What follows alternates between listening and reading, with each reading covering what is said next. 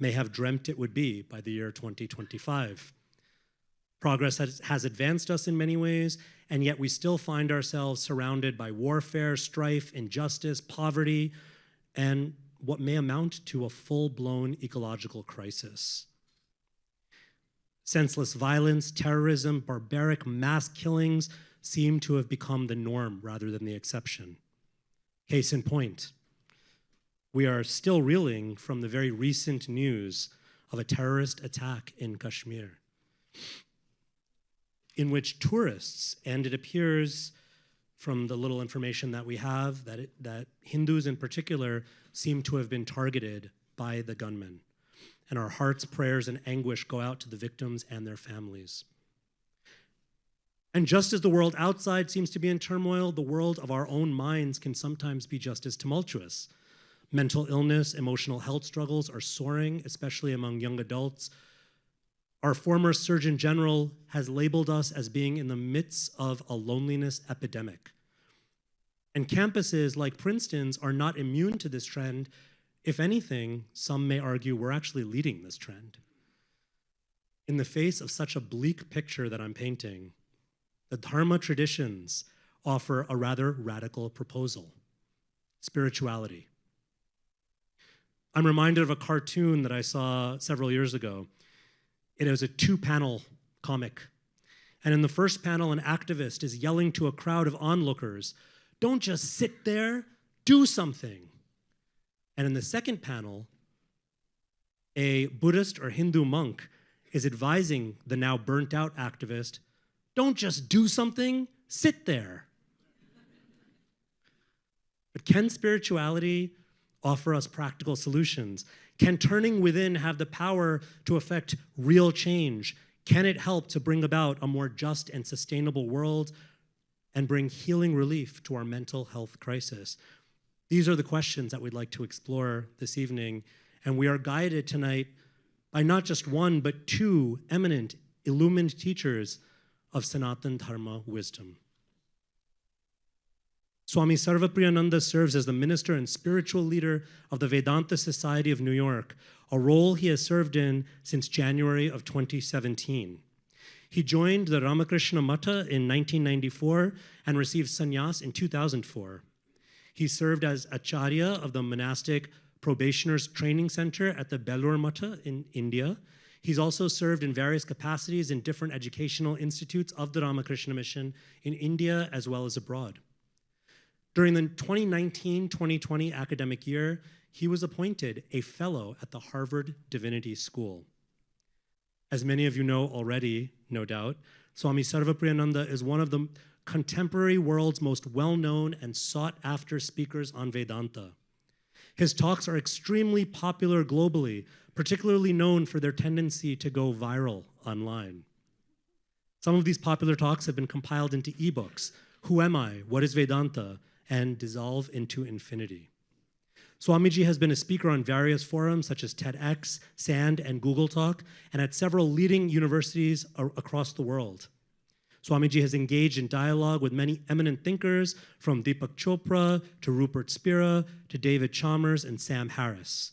He has also helped to organize or participate in many interfaith panels and seminars, including speaking at the World Parliament of Religions and at the United Nations headquarters in New York City. We are deeply honored to have him with us this evening.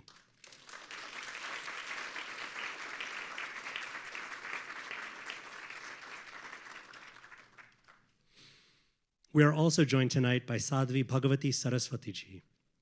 Known affectionately the world over as Sadhviji, she is a renowned spiritual leader, motivational speaker, and author based in Rishikesh, India. In her #1 best-selling memoir, Hollywood to the Himalayas, A Journey of Healing and Transformation, Sadhviji recounts her inspiring journey from growing up in a Jewish-American family in Los Angeles and pursuing a PhD at Stanford to finding her calling, her swadharma, on the banks of the sacred Ganga River in the lap of the Himalayas as a Hindu monastic. For almost 3 decades, from her base at the renowned Paramarth Niketan Ashram in Rishikesh, Sadhviji has been overseeing a variety of humanitarian and spiritual projects, teaching meditation, delivering lectures, writing, counseling individuals and families, and serving as a unique female voice of spiritual leadership throughout India and the world. As if that wasn't enough, in her spare time, as if she had any, she also happened to serve as the managing editor of an 11-volume encyclopedia of Hinduism. Sadhviji is no stranger to spiritual activism. She is the Secretary General of the Global Interfaith Wash Alliance, an international interfaith organization dedicated to clean water, sanitation, and hygiene. She has served as president of the Divine Shakti Foundation that runs free schools and vocational training programs. She is the director of the world-famous International Yoga Festival at Parmarth Niketan and is co-president of Religions for Peace, as well as serving on the United Nations Advisory Council on Religion. She has been invited to share wisdom at some of the world's most high-level international conferences and summits, and has shared stages and platforms with luminaries including His Holiness the Dalai Lama, now King Charles of England, the UK, and heads of state in India, the UK, and around the world. Sadhviji has received numerous national and international awards and recognition for her work, and most recently she was awarded a Lifetime Achievement Award by US President Joseph Biden for her lifelong commitment to volunteer service. We are so honored to have her with us as well.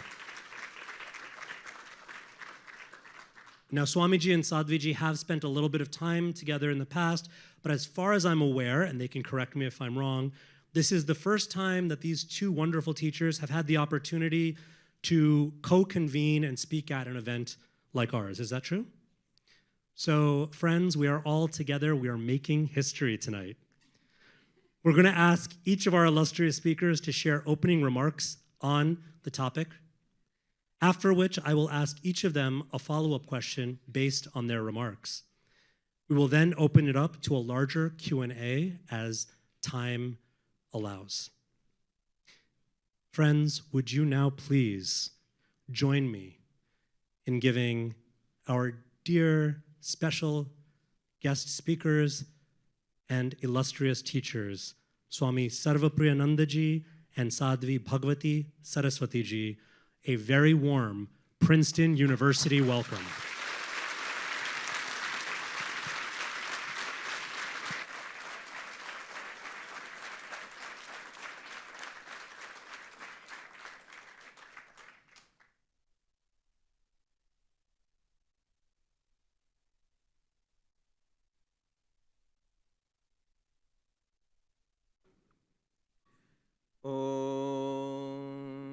Asato ma sadgamaya, tamaso ma jyotirgamaya, mrityurma amritam gamaya. Om Shanti Shanti Shanti. Om, lead us from the unreal to the real, lead us from darkness unto light, lead us from death to immortality. Om, peace, peace, peace. Namaste and good evening. Sadhviji, Vineet, dear friends, it's a pleasure. It's so impressive to see all of you here and also in the overflow space. I think they are watching on a screen or something there. Yes, so namaste to all of you there also. I remember a few years ago I had an interesting experience. I was invited to a panel at the American Psychiatry Association. So they had a religion and psychiatrists panel. So I went there. It's called the APA. Now there are two APAs I discovered. One is the American Psychiatry Association. The other one is the American Psychology Association. And they have their headquarters close to each other in Washington, D.C. And they hate each other. Apparently, I didn't know this. So I went to the psychiatry, the correct APA, and it was a panel on one side of a long table with some of the most eminent psychiatrists in the country and some of the most powerful people in the APA, some of the leading psychiatrists from different medical institutions in the United States. On the other side were representatives of different religious organizations, mostly some churches, I was representing Hinduism, and there were some others also. And the subject was mental health crisis.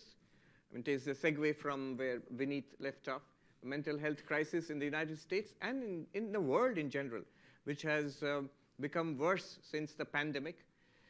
And how can religion and psychiatry work together to help people? How can we combat this mental health crisis? So some of the church leaders asked, in general, psychiatrists have been very inimical to religion. Religion, spirituality was considered a kind of psychopathology, so it's a kind of, it's an illness in itself. Why would you use an illness to combat more illness? Then they said they have changed their view. Then somebody asked, so do you believe in religion or spirituality? And they said, no, we don't. But you cannot argue against the numbers. And they said that when you look at the data, all of it shows that those who have some deep connection to spirituality in their lives, who practice in some form, they are more resilient, they are more resistant to mental illness. If they do have mental illness, they are more resilient, they bounce back much more easily, they have more support from their communities. And therefore, we cannot ignore this anymore, that the presence of religion and spirituality, especially spirituality, they said, is a very positive factor which helps us in combating mental illness in this country and elsewhere. I noticed, now this is a little mean, but I'll say this outright here. Something, a little personal observation. I noticed something that on the other side of the table, all these eminent psychiatrists were sitting, and they're on the top of their careers. They are the heads of various institutions, departments, and big positions in the APA. All of them looked very unhappy. And I asked somebody, and this is natural, you're dealing with a lot of heartbreaking cases all your life, all day long, all your life. It takes its toll on you. You looked all uniformly unhappy. And on the other side of the table, there were Christian pastors, Jewish rabbis, there was a Buddhist, lay Buddhist preacher, monks. All of them looked generally happy. And I was thinking, why? What makes the difference? What are these resources which enable, across spiritual traditions, which enable you to live life meaningfully, face challenges, and derive strength in the midst of this storm of life, in the ups and downs of life, in the midst of troubles, not by denying trouble, not by escaping, not by wishing that there were no problems at all, but rather in the midst of all these problems, what are the resources? Vedanta says that these resources are within us. They're already here. Sri Ramakrishna used this parable of the diamond, the washerman's diamond. So a washerman, you have to imagine an Indian washerman. Those who are from India of an earlier generation, you will recall a dhobi. So he collects your dirty laundry and goes to near the riverbed and then cleans your laundry thoroughly, and you don't want to see what he does to your clothes, the way he slams them against the rocks. But he cleans them, and he scrubs them, and he lays it out. You will see on near Indian river sides, you'll find lots and lots of laundry laid out in the sun to dry. And he uses a rock to scrub this dirty laundry. But this poor washerman, he found a diamond. He didn't know what a diamond is, but he thought it's a strange rock.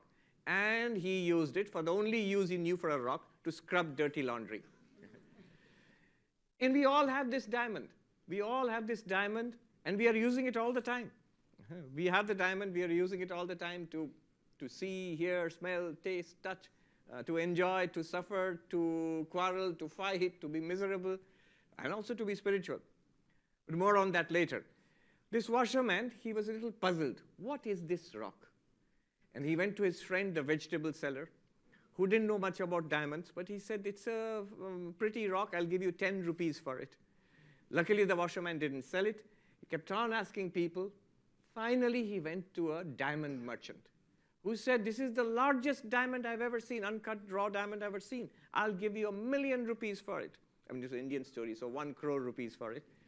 And the washerman sells it, and all his sorrows are over, his problems are solved. He has gone beyond poverty. That's the parable. That's the parable. There is a diamond. It's in your possession. And we are using it. It's not that we don't know about it. It's right there. We are using it. But we don't know what it is. If we knew what it is, it would solve all our problems, like that washerman's poverty was ended once forever. So in Vedanta, we turn to our own experience. What is that diamond? What is that diamond which we have all the time with us and which we need to get acquainted with? Vedanta introduces us to the diamond which is already in our possession. And that is the solution to all our problems. Swami Vivekananda, when he came to this country, he would introduce Vedanta in these words, listen, ye children of immortal bliss. That which I have to tell you, even the gods do not know about this. There is this infinite reality, and I have known this infinite reality. And if one knows this infinite reality, one goes beyond death. The English translation doesn't do justice to the Sanskrit original. Trinvantu vishve amritasya putra. One goes beyond death. One goes beyond human limitation, darkness, sorrow, suffering, goes beyond death, attains immortality. And there is no other way. That's also interesting. There is no other way except spirituality. Sri Ramakrishna would say, you can line up a series of zeros. No matter how many zeros you line up, the total value of that is still zero. But if you put a 1 before the zeros, then every zero gets a value. 1 zero is 10, 2 zeros are 100, 3 zeros are 1,000, and so on. And that one is spirituality. I'll take us in a little, very quick, deep dive at the deep end of the pool, which is non-dual Vedanta, and then we will surface and take a look back. 10 minutes. One thing that we notice is that we are conscious. We are aware. And that seems to be mundane, very much like the washerman's diamond. It's always there. Right now when we are seeing, we are all conscious. We are all aware. Nobody would deny that, unless you're out of it, in which case. You wouldn't deny that you're conscious. Everybody would say we are conscious, we are aware. Whatever we see, we are aware. And when we are hearing, right now, we are aware, we are conscious.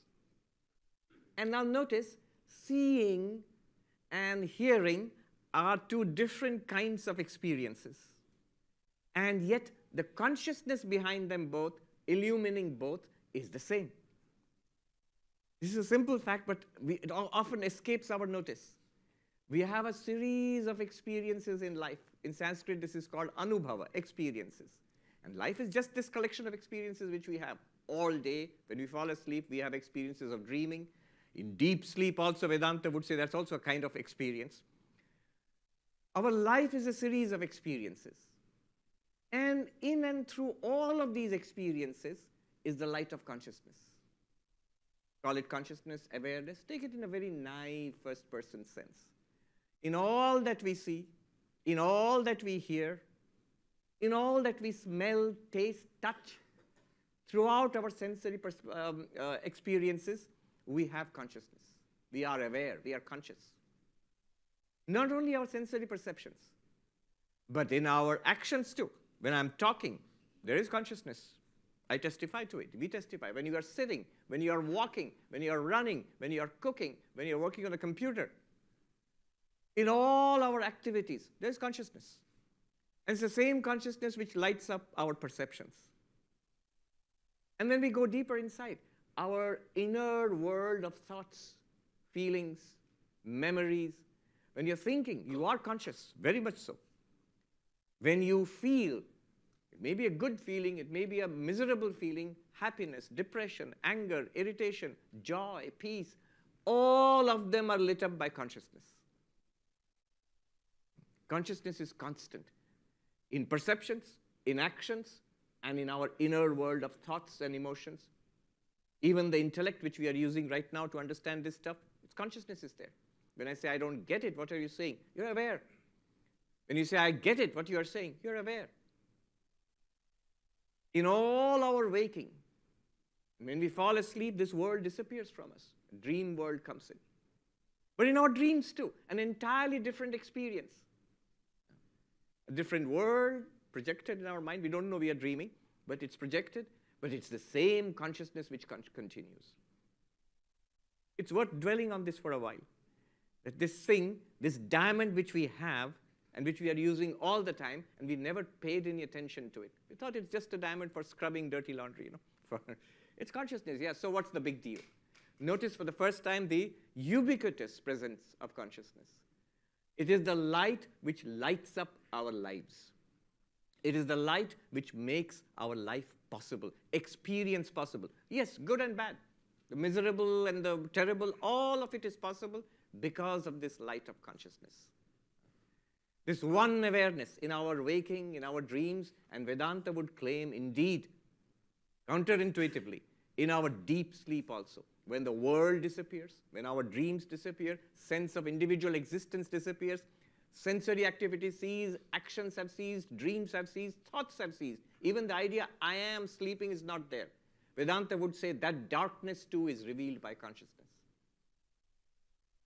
So this one consciousness, always there. Notice its features. It's constant. Our experiences are constantly changing, but the consciousness is there and it's constant. The objects of our experiences, the varieties of our experiences are different from each other. But consciousness is not only constantly there, it's ever the same. You might think, where is all this leading? Well, first of all, you must admit it's interesting. And it's about you. That's why I say Vedanta is most interesting. It's about our most favorite subject in the world, ourselves. It's an investigation into ourselves. And the next interesting thing is this consciousness, ever present, constantly so, never changing. The objects of experience change. The thoughts and feelings change. The quality of our experiences changes. But the awareness in itself, consciousness in itself, the claim is it does not change. And therefore, not changing, very important, it is not affected by experience. Swami, have a cup of coffee, you will feel more conscious. Vedanta would say that more conscious and less conscious, that's the mind.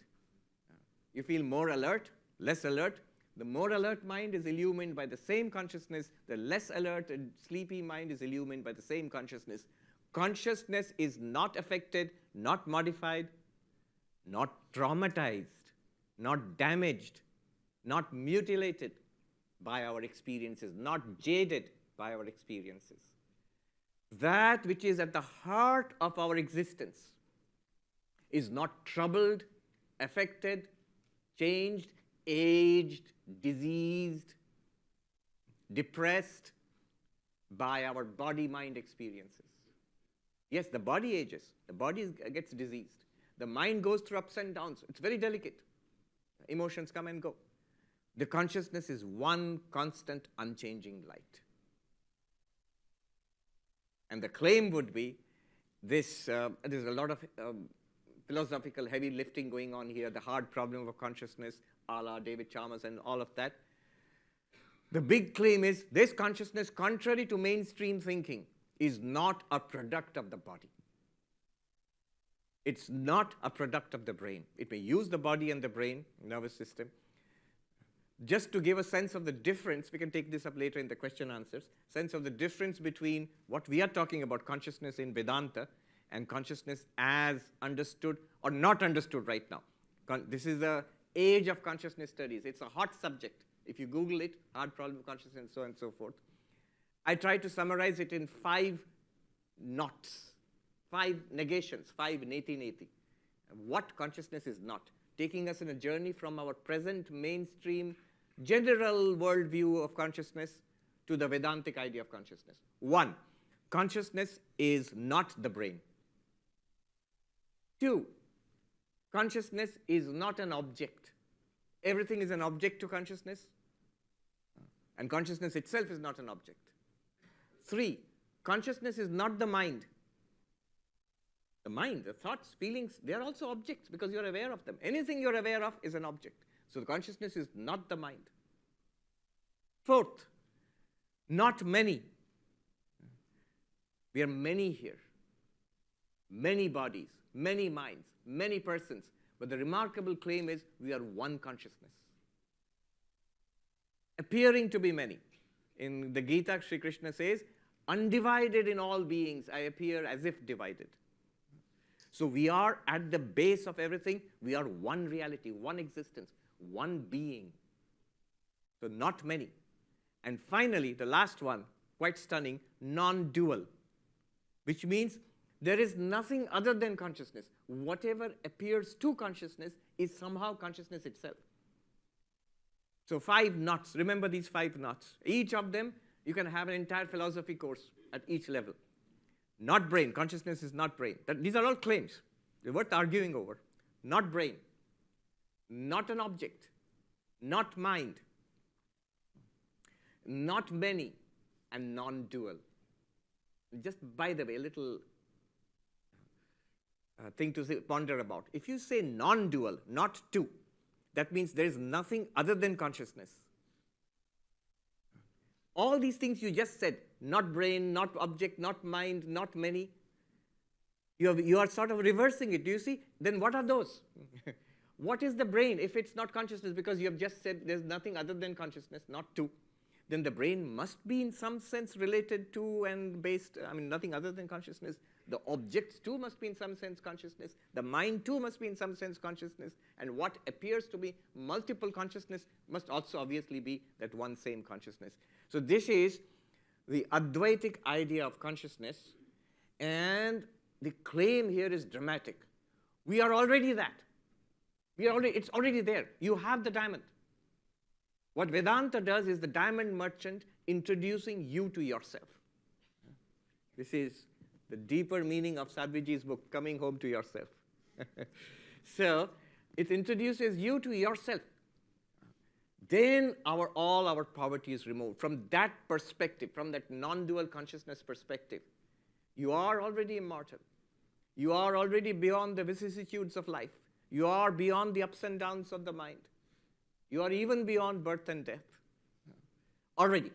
And when you live life from that perspective, this is what is called a Jivan Mukta, living while free. This is, of course, supported by all the other spiritual disciplines. Swami Vivekananda spoke about what I just said is called Jnana Yoga, the way of knowledge, way of spiritual philosophical investigation. But this has to be supported. It's not as easy as I just made it out to be. It has to be supported by the other yogas, which is Karma Yoga, which is Dhyana or Raja Yoga, meditation, the way of service, the way of meditation, and Bhakti Yoga, the way of love or devotion. They are all, Vivekananda said, they are all paths of liberation and enlightenment and freedom in themselves. And it's even more powerful when you combine all 4, knowledge, love, service, and meditation. Somebody said, can you summarize these yogas, 4 yogas? I'll end with this. Can you summarize these 4 yogas without the God talk? Can you make it as secular as possible? Not to my taste, but anyway, I can do that. Karma Yoga is selfless, not selfish. That is Karma Yoga. Raja Yoga, meditation, it is concentration, not distraction. And see in this day and age how important that is.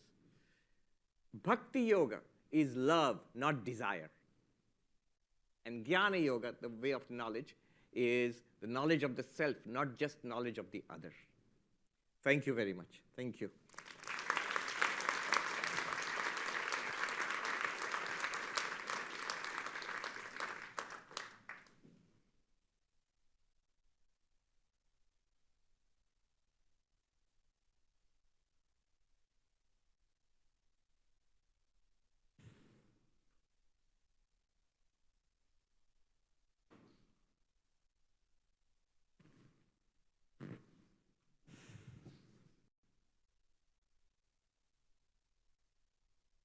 Puja Swamiji, Dr. Vinitji, all of you. What a blessing.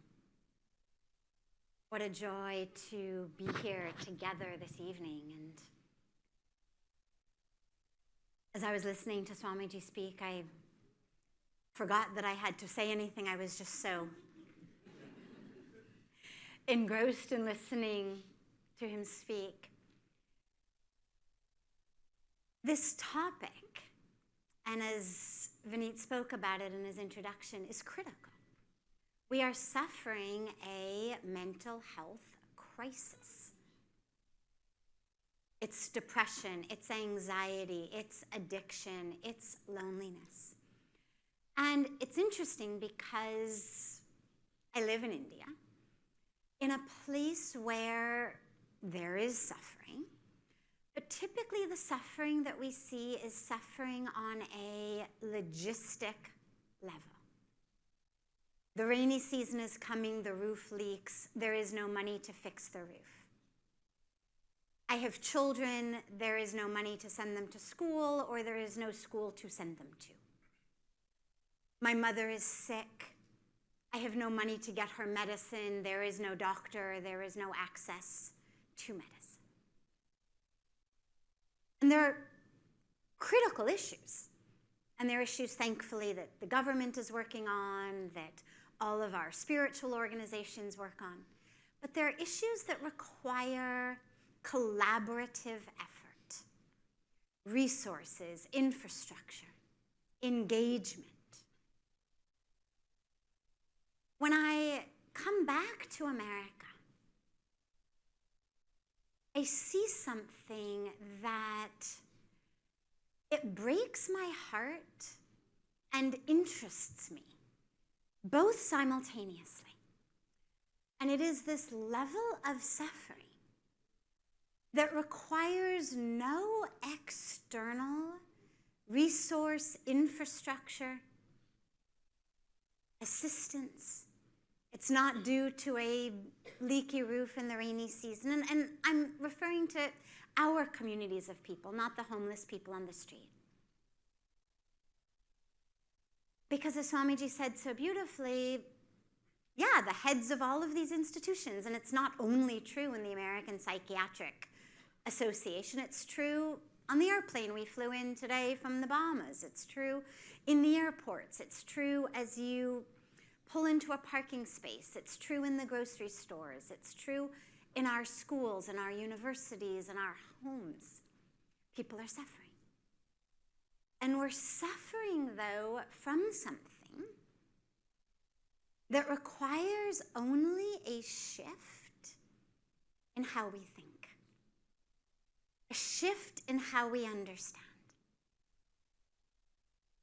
The suffering breaks my heart, but the ease with which, or rather the simplicity, it's not easy, but it is simple, the simplicity with which the suffering can be ended excites me. I was reading an article last time when I was here in America about a family, and the wife was a big Instagram influencer. They lived actually, I think, New York, Long Island. I mean, it was nearby. She was a big influencer, big home, and you know, here I'm at this party today. Here I went clothes shopping at this store. Here I'm wearing this. Here I'm swimming in this pool. And had all kinds of followers of her fancy lifestyle. Here are my beautiful children. Here are what the children are wearing. Here's etc. The husband was in real estate. There would be also lots of family pictures, happy family. Here we are in front of our fancy car, our fancy house, our swimming pool. So they seem to be just like any well-to-do influencer type of family, except the reason it was this big article and the reason that it got sent to me and caught my eye and I read it is what happened was, it turned out the husband's real estate business was not actually going nearly as well as everybody thought. He was borrowing money, using the money that he was borrowing to pay off other loans, engaged in one of these very, very difficult financial situations, trying to sell off properties, not getting as much as he needed to get for them. And he was losing money, realized he was not going to be able to sustain the house they were in. He wasn't at a level of not being able to feed his family. It was just they were going to have to move from, a mansion to a condo and get rid of some of the cars. There was a family trip planned to Europe.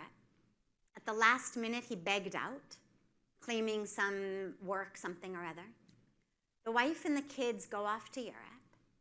And while they're gone, he commits suicide. True story.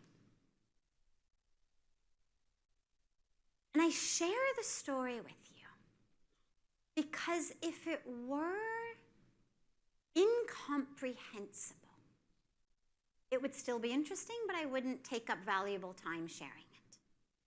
The dilemma is it speaks to something that is epidemic. And it is this idea that my value here on earth, my sense of who I am, my identity, is rooted in the money I make, the car I drive, the house I have, and we each have our own thing. It's not that every one of us is necessarily attached to all of those. But most of us have at least one aspect of that. It could be our job, it could be a relationship, it could be our physical looks, that we identify very deeply with as this is who I am. This is the value of me as a human being here on planet Earth. And when that gets threatened, as by nature, the nature of nature, it will. The nature of nature is change, whether it is the stock market or your physical body or your relationships. One of the things that people come and ask in satsang about a lot is, I'm so worried. I'm so worried that something's going to happen to my parents. My parents are going to get sick. My parents are going to die. And I always say, that's actually what you should pray for. Not that it happens tomorrow, but because the only alternative is that you die first. I mean, either you're going to lose your parents or your parents are going to lose you. There's no alternative. The nature of nature is change. And I think we could all agree that as devastating and difficult as it is to lose one's parents, nonetheless, we understand that this is how nature moves, and it's a lot less devastating than for parents to lose a child, which unequivocally is an unspeakable tragedy. So the nature of nature is change. It's going to go up, it's going to go down. We gain it, we lose it. If not today, if not tomorrow, next week, next year. But it's that attachment that keeps us stuck. I just arrived today back from the Bahamas, where I spent the last few days having a beautiful opportunity to share and to teach at a retreat center there. And it's right on the ocean. And as I was saying there, it's so interesting because most of us look at the ocean from the outside. Ah, beautiful ocean. So many different colors. But if you put on a snorkel mask and you go just half an inch below the surface, a whole new world opens up. A world of life, a world of colors, a world of excitement. And then you go scuba diving. I've never been, but I have a lot of friends who do it, who every one of them swears that once you've scuba dived, snorkeling is nothing compared to scuba diving. As we look at the ocean from the outside, we seem very content to believe this is the ocean, this is the beauty of the ocean. We don't see a need to go deeper. In life, I've had a lot of people say, I like the excitement of life. Like, why do I need to meditate? Why do I need to become spiritual? I don't want to lose the excitement of life. And what spirituality does, I liken it to the scuba diving. It doesn't take you out of the water.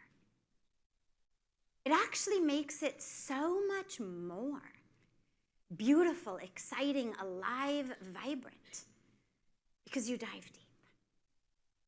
So, in just a few minutes, let me give you just a couple. 1, 2, we'll see what I have time for in a few minutes. Teachings that for me in my life have made a huge difference of how that spiritual way of thinking, how you can shift basically from being on the unhappy side of the table to the happy side of the table.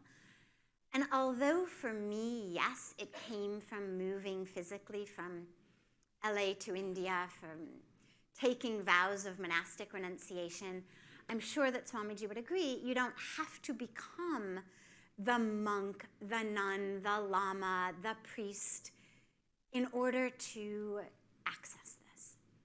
And the first is what I refer to as the mindset shift from Hollywood to the Himalayas.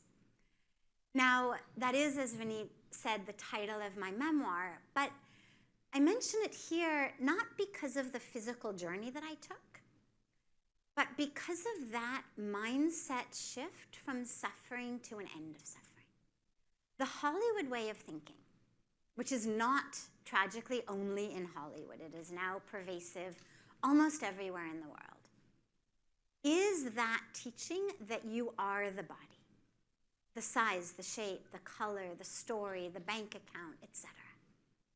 We suffer. We suffer a sense of lack, of not enoughness. We suffer jealousy. We suffer competition. We suffer lust. We suffer greed. We suffer anger. That which happened to us. We hold on to grudges. We suffer stress about what's going to happen to us, to our money, to our house, to our loved ones in the future. The Himalayan way of thinking means the spiritual way of thinking, wherever you are, says, as Puja Swamiji said so beautifully, you have a body, you are not the body. You are soul, you are consciousness, you are divinity. And it doesn't mean ignore the body. In the Bhagavad Gita, Bhagavan Krishna is unequivocally clear.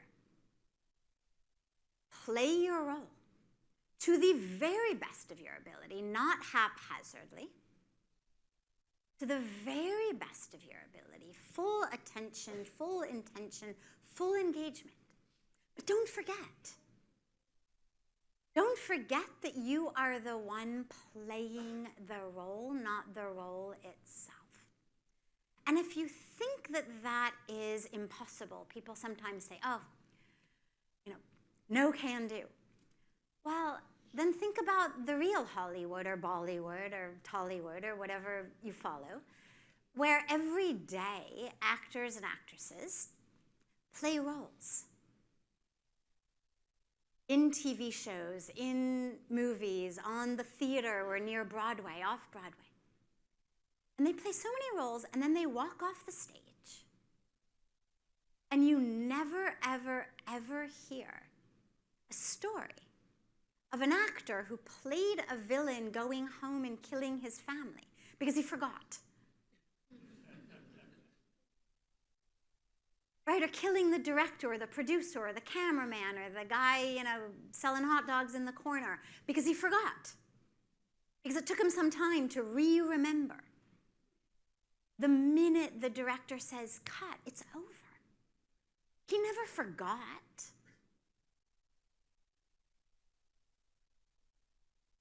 We play the role, but we remember. We remember who we are as that consciousness, as that which is untouched. We all have stories. We have reasons to be angry. We have reasons to hold grudges. We have reasons to be bitter. We have reasons to be depressed. When I was a psychology student, one of the things that always fascinated me was the reason behind like the most evil, crazy beings. Why would Charles Manson say he did what he did? I mean, take those who we could all agree were absolutely crazy by whatever definition you would give. They never said I did what I did because I'm crazy. They always had a reason. They always had an answer. There was some way that their brain worked that made what they did make sense. In the same way, the depression we hold on to, the addiction we hold on to, the stories we hold on to, the anger we hold on to, it makes sense to us. But remember, just because it makes sense to you doesn't mean it's right. Think about those crazy mass murderers and what makes sense to them. And realize that just because your brain has figured out a way to explain it to you doesn't mean it's true. So we remember, we shift from that Hollywood way of thinking to the Himalayan way of thinking of doing the role. But set up throughout your day ways of remembering, kind of metaphoric cuts by the director.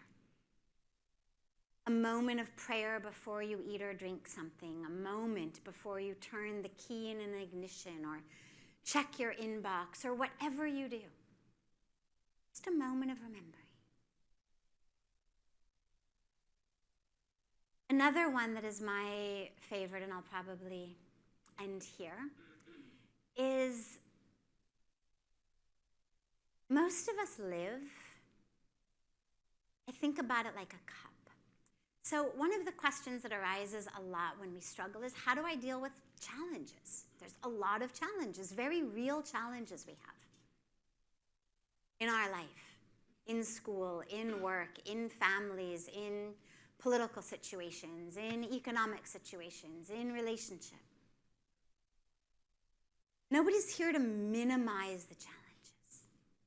But when we face challenges, my favorite way of not letting them take you over is to shift from thinking about yourself as a cup to becoming the ocean.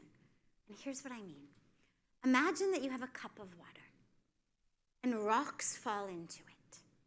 When the rocks fall in the cup, it causes turbulence in the water. And if it's a big enough rock, the water is even going to spill out over the cup. What most of us do is we try to keep the rocks away, prevent the challenges. But instead of that, if you dropped those same rocks in the ocean, they'd barely make a ripple. And the shift in our mind when challenges arise, instead of, oh my God, not this again. I hate this person, I hate this situation, oh God, remove this challenge. Instead, realize you're the ocean. Stop identifying as a cup. Realize that who you are is not so small, is not so fragile, is not so finitely defined by how you thought you needed things to be. An anchor in your oceanness. Again, soul, consciousness, however you think of it, one with the divine. And just lastly, in one line, for me, a huge shift has been a shift in asking ourselves, what for me to what through me? The what for me question kills us. Kills us. What's in it for me? I do so much. What am I going to get back? The 50-50 situation. Where's the give and take? It's not fair. It kills us. Instead, we speak in Sanskrit about nimit, being an instrument. Nimit matram bhav. That feeling of being an instrument. St. Francis of Assisi says, "O Lord, make me an instrument of your mercy, of your grace." And let that focus shift from what for me to what through me. How can I be an instrument? How can I be a channel? How can I be a vehicle, a vessel for peace? Otherwise, you end up with lots of people trying to bring peace who themselves are angry. We ask to be a channel. And in that channel, we become the first beneficiaries of that grace. But then we have a blessing to share.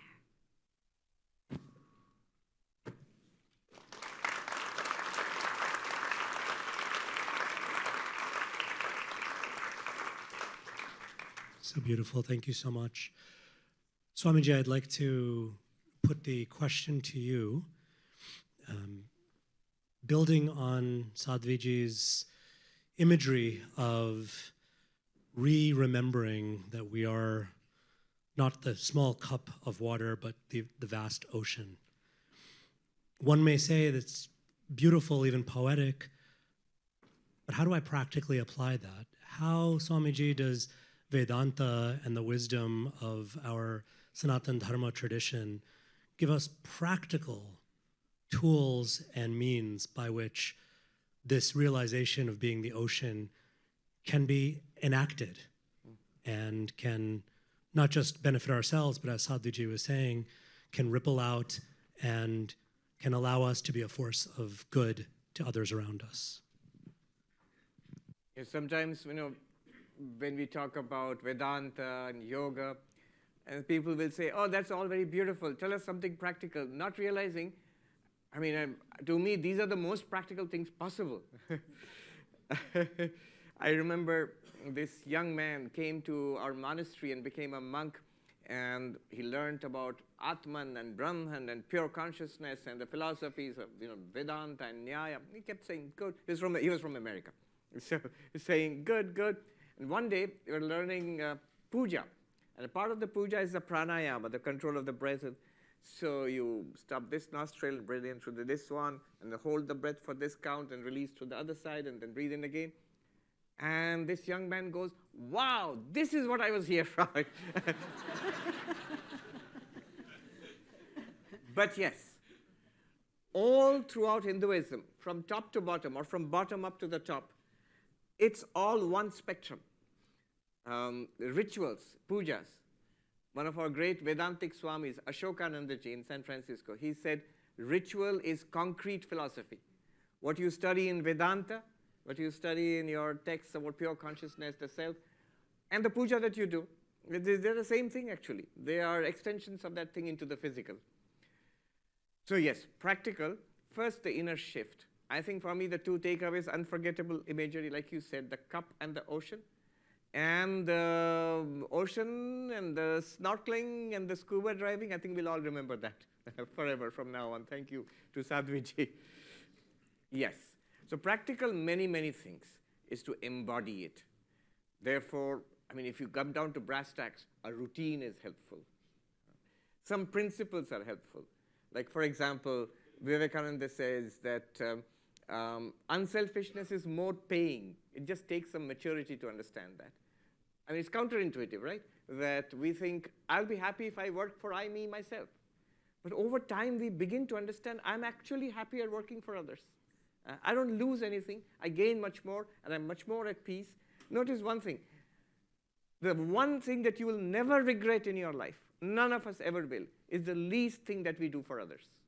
That we'll never regret till the end of our days. What we do for ourselves, we either forget or we regret. But what we do for others, we don't forget. Or we don't regret it at least, never.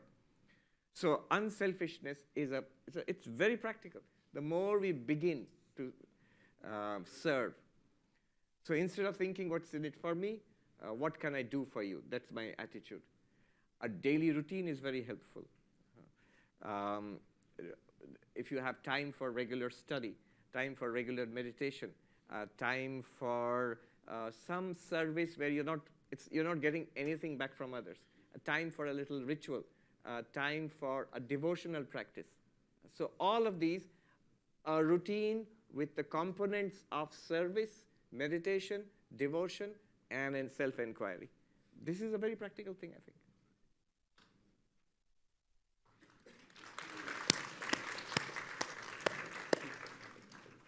So Sadhviji, if we can continue on that thread, I was very struck by the, as you said, simple is not necessarily easy, the simplicity and yet profundity and depth of Swamiji's breaking down these 4 yogas. I also have an aversion to overly secular descriptions, but this one I liked.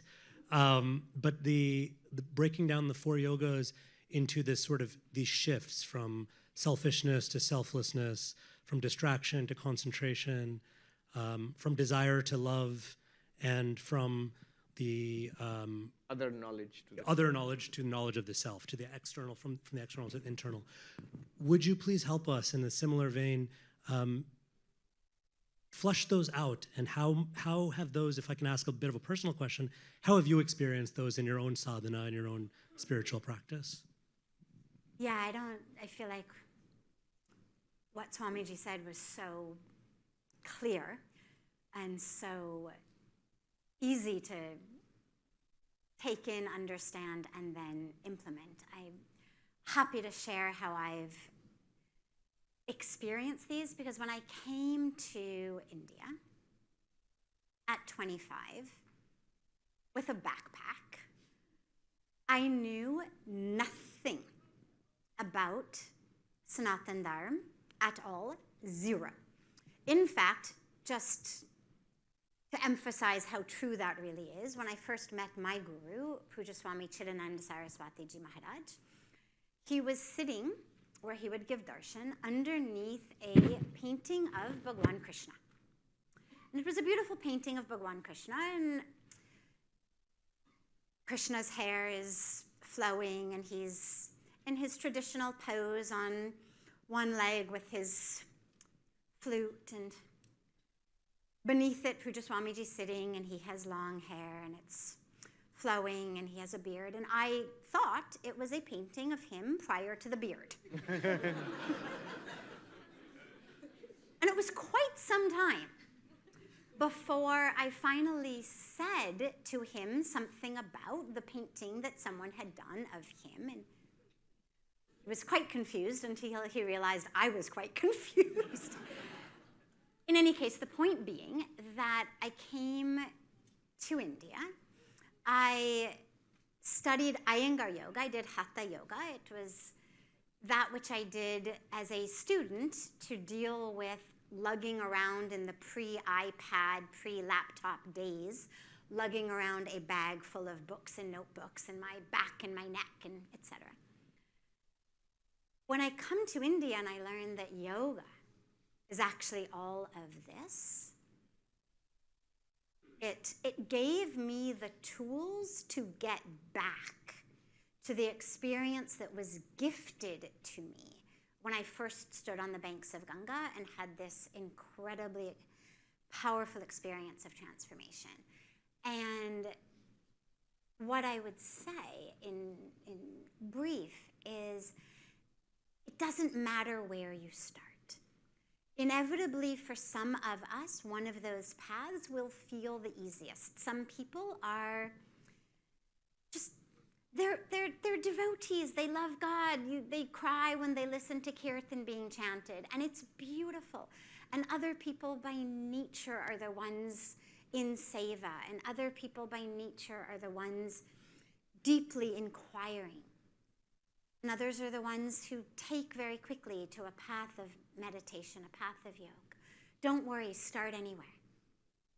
It's going to take you to all of them. They overlap. They're different doorways into the river. I live on the banks of Ganga, and we always say, it doesn't matter how you get in. It doesn't matter. You get in down the steps at our ashram, you get in over here, you get in over here. It doesn't matter, just get in. Whichever of those feels the easiest to you, that you are most inclined to, because the point is, you've got to do it. If it sits on your to-do list without ever getting checked off, every day, it's not doing you any good. It's like me carrying around vitamins in my purse and forgetting to take them. It doesn't actually serve you. The presence of them in my purse is of zero use to me. The idea that I'm going to begin my spiritual practice is not of zero use, but it's not nearly as useful as actually starting it. So start wherever you can, that you will, as Swamiji said, make time in a routine, that you'll carve out time for it. And then go into it fully and recognize how through each path doorways open into the streams of the other.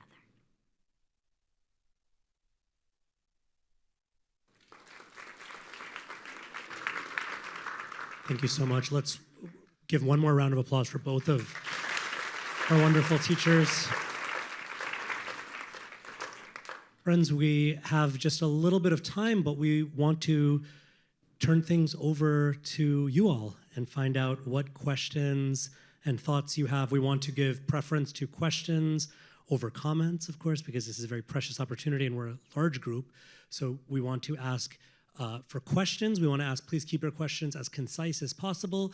And please forgive me, but we also want to give a little bit of preference maybe to our university students, undergraduates and grad students, if they're still with us here. So I'm going to give a microphone over to my dear friend, one of our graduate students, Barth, and Barth will run a microphone over to you.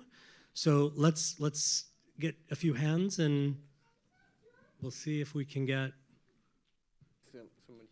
Barth to get the microphone over to you. This is a student here also. You can later on. Yeah. Yes. Okay. Maybe let's start down here. Actually, sorry. Barth needs to get his steps in, so we have to keep him busy.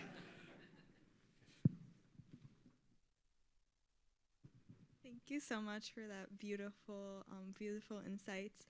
I'm curious, as you're walking the spiritual path, a lot of times it's a solo journey. Have there ever been times when you felt that like you're the only one on this path, and how do you like deal with that and evoke that strength? Should I go first? Not so much ever since I became a monk, because it's obviously a monastery and there's always a community of other practitioners. Even though I'm right now where I am in the Vedanta Society of New York, I'm the only monk, but then there's always a community of people around you who are spiritual seekers, spiritual practitioners. But you're right. When I was a student, I was always interested, even since my childhood. And then it did feel lonely because not many other kids, my friends, not many of them were interested. I was a little shy and a little bit introverted, so I would keep it to myself. I think that helps too. Otherwise, you get scrutinized or made fun of by others. Doesn't matter. It is beneficial for me. I love it, and I'm not going to do without it. So stick to it. Yes. Find others who are of similar temperament. Nowadays, it's easier with all the online stuff going on, so you can connect with others.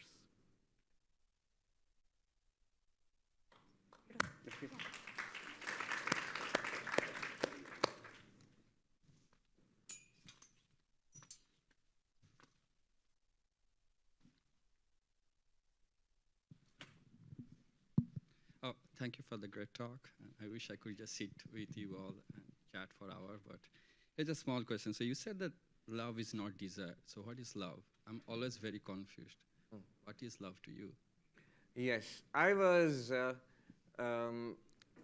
trying to summarize bhakti yoga without talking about God. So it's a difficult challenge. Bhakti yoga is love for God. But the insight is crucial. Swami Vivekananda says, he defines bhakti, he says when you take 100 or 1,000 different desires flowing out into the world, you take it and focus it into one almighty love for God. Then it becomes bhakti. Yeah.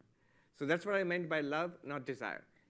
Often desire is very self-centered in the sense that what's in it for me? It's for my pleasure, for my gratification, and that's how desire functions.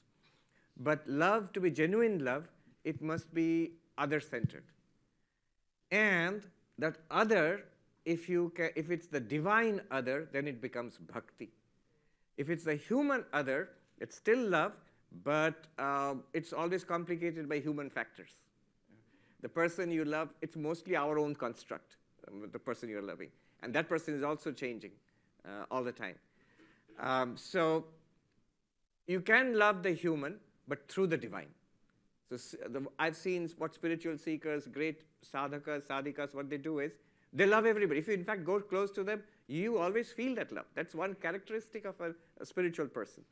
But that love is very interestingly, love is always personal, but when you come to such a person, you feel that the love is also impersonal. It doesn't matter who you are.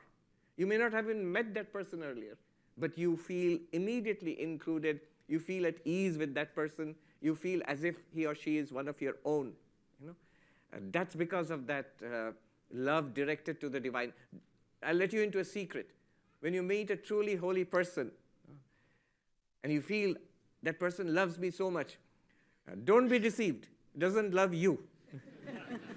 That person loves God in you. And that God in you is actually the real you. So in one sense, that person loves the deeper, the real you. I don't know if that makes sense. You just have to meet such people and spend time in their company. You'll understand immediately. Yeah.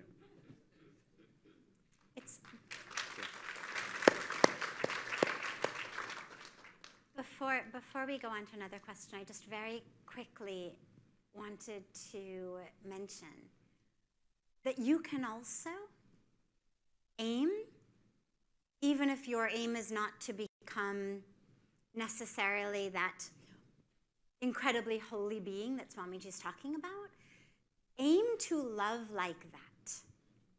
It will take care of your attachment, your jealousy, your expectation, your frustration, your fear.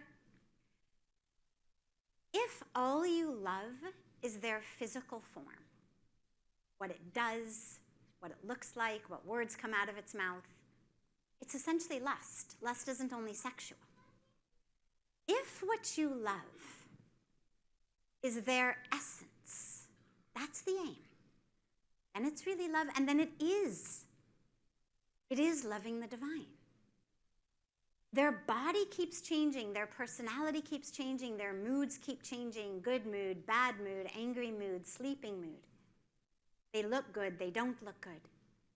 If your love is consistent throughout the years, throughout the moods, recognize that you've been given a beautiful opportunity to actually love the divine through that being, which for a lot of people is a much more accessible way of loving God than thinking about loving God as Krishna or Ram or Christ or however we may think of loving God. So take it on as a bit of a personal practice. As you love people, just make sure that you can love their body too. You can love their personality too. But make sure that you're really loving that which doesn't change in them.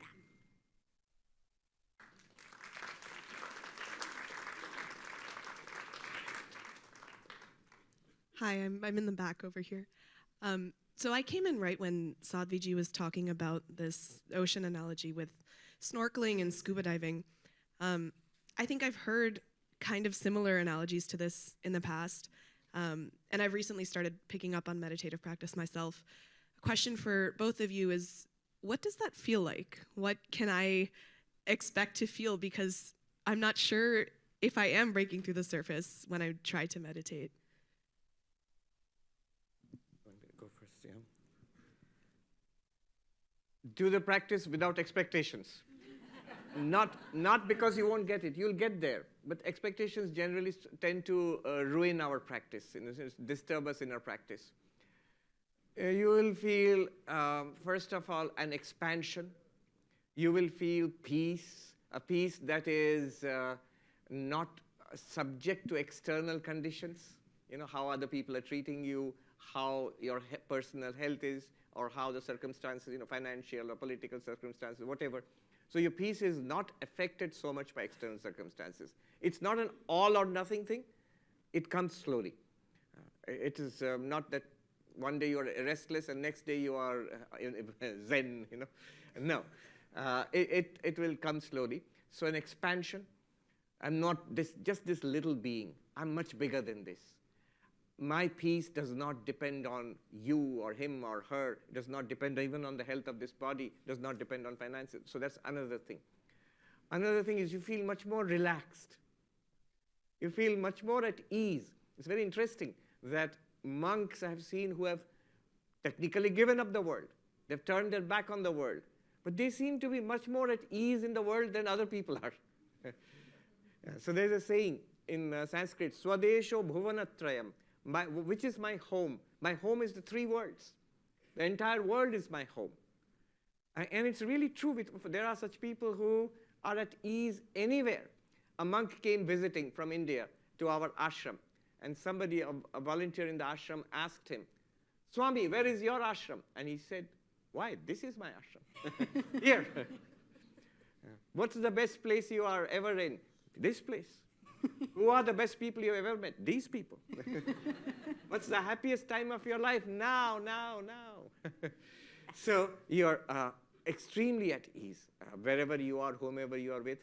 These are some of the deep changes you find as your meditation practice matures. But don't expect it.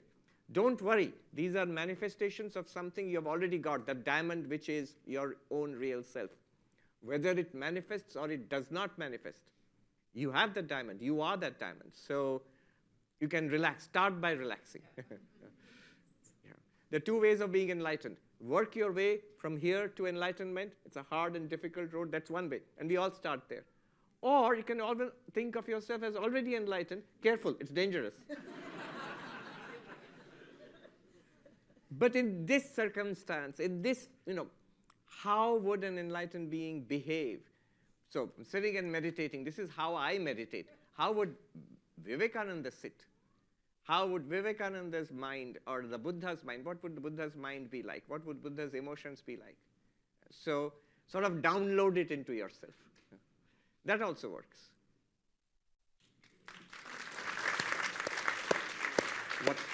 It was for both of us, so she wants something.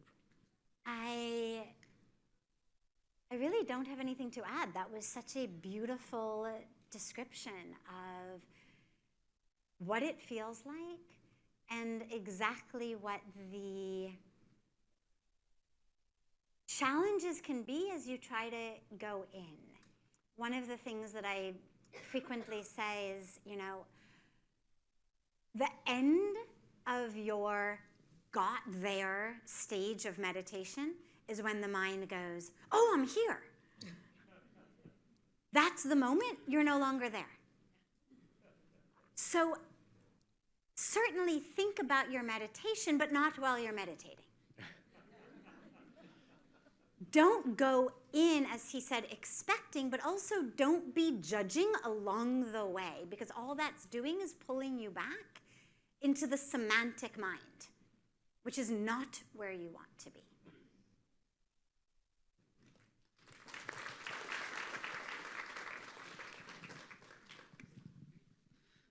Pranam Swamiji. Yes. Me? Okay, Pranam Swamiji. First of all, thank you so much for your wonderful talks. I listen to them daily. It's awesome. Coming to the question, it's a two-part question. First part is, when I try to understand all these talks and try to implement them, I see that I go through a journey, I listen to them daily, I try to meditate, but at some point, there is a cutoff, there is a break, the daily life pulls me in, I'm drawn towards it, and I'm not able to continue my journey with the same vigor which I used to start with. So it's like a deeper problem maybe you can help me with. That's the first part. And the second part is it's in the mindset. So I was very, very excited about everything in life. And ever since I took like the Matrix blue pill, where I understood, not realized, but I understood that, okay, this all is not real. The reality is very deep. It's something that is within me or that is me. Everything seemed okay. If, for example, I go to a vacation, things doesn't work out, I'm absolutely fine. If it works out great, I'm absolutely fine. And if there's some problem at home, I'm absolutely fine. It's not that it's fine. So almost I get a feeling that other people are starting to feel that I've stopped caring. So that's a problem there. And then other thing is, in terms of ambition, yeah, if I get a raise, well and good. If I don't get, I'm absolutely fine. So I don't know if that's a good mindset to lead my life with, or should I come back to an excitement stage in a different way where I can live a more fulfilling life going forward, knowing that everything is Brahman kind of philosophy. So that's my. Yes. Answering the second part of it first. Actually, the two questions are related. How do I spiritualize my whole life and my attitude to life? Is it all right not to care so much, not to be upset? Is it all right to be calm in the midst of ups and downs? Perfectly, perfectly. However, is it all right to feel, am I feeling depressed? Am I feeling no enthusiasm for life? That's not a good sign. In Vedanta, there is tamas, rajas, and sattva. So lack of enthusiasm, lack of energy, lack of motivation is a kind of tamasic state of the mind.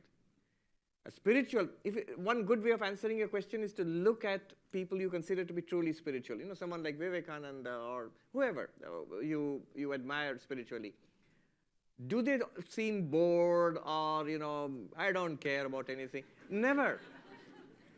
I'm enlightened, so it's so boring now. No. Never, never. In fact, I remember this person, a very great spiritual teacher.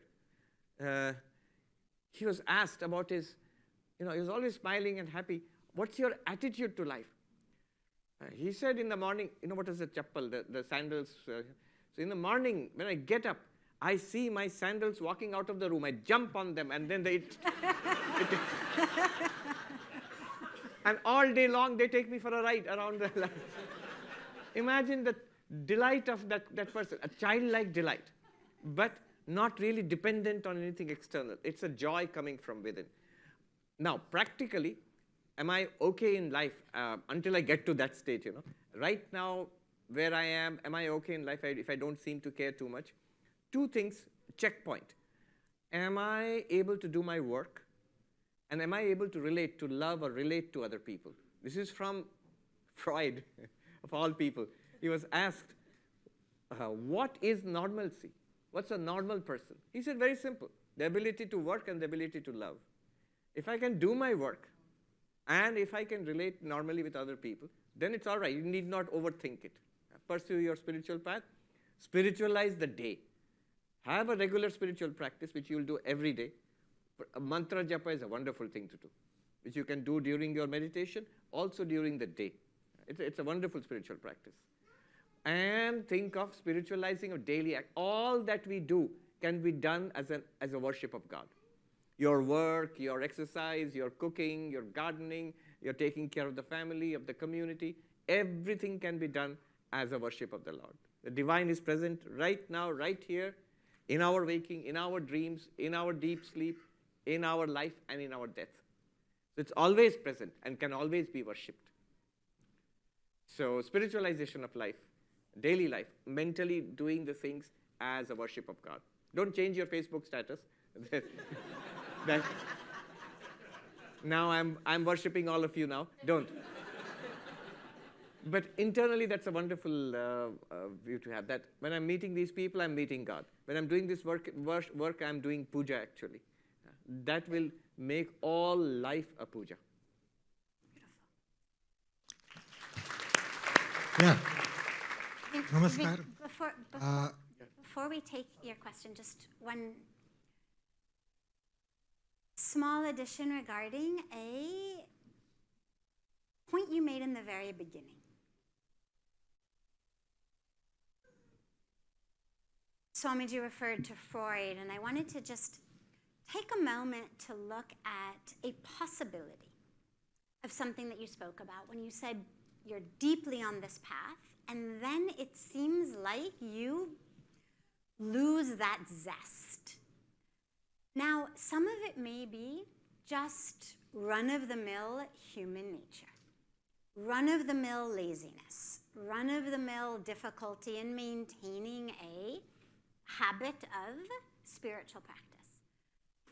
But it also may be something that I find more interesting. There is a self-sabotage on the spiritual path that a lot of people go through. I know that I have gone through it as well, in which you get deeper and deeper. It becomes more and more a part of who you are. You watch your internal self start to blossom, change, expand, deepen. And then the mind says, I haven't been getting enough sleep lately. I think I need to sleep in tomorrow morning. The alarm goes off, you hit the snooze button, or you get up but decide to just check one quick thing on your phone before you sit for meditation, and that one quick thing, 45 minutes later, now, well, you better get up and get showered because you've got to start the day. And I would look deeply if you see that this happens as a pattern. There are aspects of us, and there isn't time to go into the deeper psychological or spiritual aspects of it, but just recognize there are parts of us, aspects of our mind, of our psyche, that are not actually really interested in us having these deep, expansive, powerful transformations, that actually have an agenda in keeping us the way we were, in keeping us stuck. It can be internal, it can be relational. There's also relational aspects. There's a lot of things that play in to a self-sabotage. And I would encourage you to just take a moment whenever that happens and to look into why. First, do your best to just keep to it. Kuch bhi ho jaye, I'm going to get up. I'm going to put the alarm on the other side of the room. Have to get out of bed to turn it off. I will not have breakfast unless I have done my meditation. Whatever you need to do. But if you find that even despite all of these carrots or sticks, nonetheless there is an energy inside that somehow wants to stop you from that, you might find it a very spiritually and psychologically interesting path of self-inquiry. Look at that and heal that and clear that.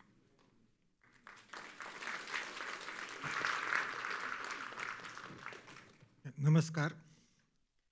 I like the parable of diamond, and I also understood that as per Vedanta, goal is to find diamond, or in other words, Aham Brahmasmi. All jivas, from ant to elephant, are all pervaded by same consciousness. Is their goal, that is all ants are elephant, do they have the same aim of Aham Brahmasmi? If not, what is their aim?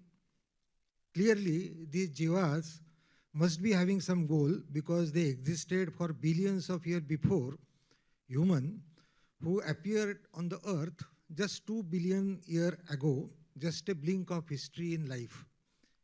The goal cannot appear just suddenly when human appeared. That's my question. It's a good question. And look at the language we use. What is the goal of an ant? What is the goal of an elephant? What is the goal of a human being? But when we look at Vedanta, the way we are talking about it, then it is consciousness with a human mind and a body. It is the same consciousness with an ant's body and an ant's mind, or an elephant's body and the mind in that elephant. In fact, the minds in all these bodies are also in the same Jivatman going through multiple, hardware is different, but the inner apps and the programming might be the same. So, consciousness, mind, physical body. The aim belongs to consciousness in association with the subtle body, that is the mind aspect of it. And that aim precedes not only the evolution of human beings or animals, not even the creation, even before the creation of this solar system, of the stars and planets. It is in the very nature of this universe. Or rather, even the universe is a manifestation of that underlying deep nature. And the deep nature is pure consciousness or Atman or Brahman. And the goal of that is also itself, that Aham Brahmasmi. At a human level, Today we are speaking about it in Vedantic terms and saying Aham Brahmasmi. I was reading Aldous Huxley, Perennial Philosophy. In one place he says, this highest conception of spirituality, the realization of one's absolute nature, I am that, Tattvamasi. He says, I do not agree that it was the development of thousands of years of philosophy, then coming at the end of the Vedic period in the Upanishads. It's there, very powerful in the Upanishads and the Advaitic, the Vedantic philosophy afterwards. But he says, it is my firm belief that human beings everywhere, even in prehistoric times, there must have been some enlightened beings. It is the common possession of all humanity. And it's not just humanity. It's not just animal forms or plant forms, not even just living forms. All existence shares this common identity that Brahman is manifesting as all of this. Yes. Sadhviji. Sadhviji, would you like to? I was just saying, I know Swamiji has an 8:30 hard stop, so I was just saying, I think. Yes, I need to. Is it all right if we? Yes. So once again, let's show our appreciation for our speakers. And I'd also like to remind everyone here of Swamiji's wonderful instruction, Sadhviji's wonderful instruction to aim for that kind of love. We're actually loving the divine. So I want you to all look at me and send me that love. Because I am the bad guy that is shutting this down, and I know some of you had your hands up. So please don't leave this room hating me. Leave this room at least aiming that love towards me, because I need all your love and blessings. Not just yet. We have to wait for the next. I'll just. No. So, Swamiji, if you can just, I know we're past your hard stop time, but we just want to show our appreciation, and we want to officially, induct Swamiji and Sadhviji into our extended Princeton family, and luckily they're already wearing the colors. So, especially for the New York winters, which can get pretty cold, and the Rishikesh winters, which can also get pretty cold, we have a little gift for you.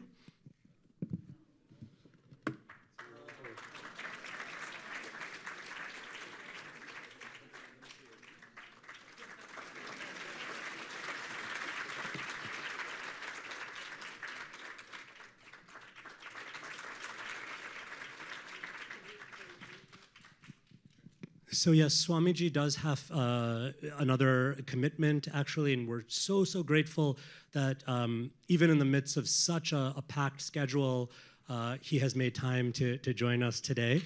So again, showing our love and appreciation, and we're also going to allow him to get to his next destination, so please, if you would be so kind. We also are celebrating the release of Sadhviji's new hot-off-the-press book, so let's have a big round of applause. I know many of us had an opportunity to grab a copy, or you've already brought your copy, and Sadhviji has agreed so graciously to stay with us a little bit longer, and if you'd like to sign the book. So if you do have the book, you can come forward, and we will try to organize a system for her to sign the books.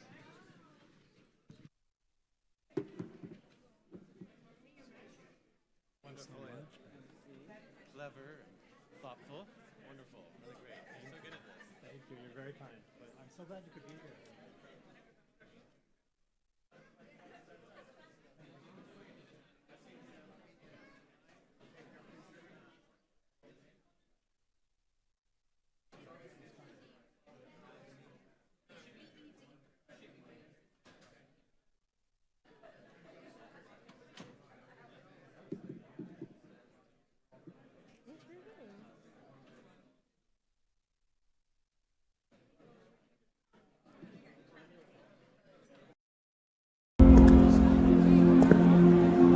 It's easy to take the path of least resistance. But at Princeton, we seek the roads less taken and create new paths. We're making audacious bets on how to walk where no one has. That's it. What if we built a team based on character, not stats? I've learned far more from losing than winning. Creating new expectations. What if we weren't limited by what we already know? There's a multiverse of potential to discover. And helping others find their own true voice. What do you find when you look beyond the page? When you ask different questions, the whole story transforms. At Princeton, we're showing that each missed basket, each unsolved problem, each complex narrative is an opportunity to break new ground. Because there are those who follow trails and those who blaze them.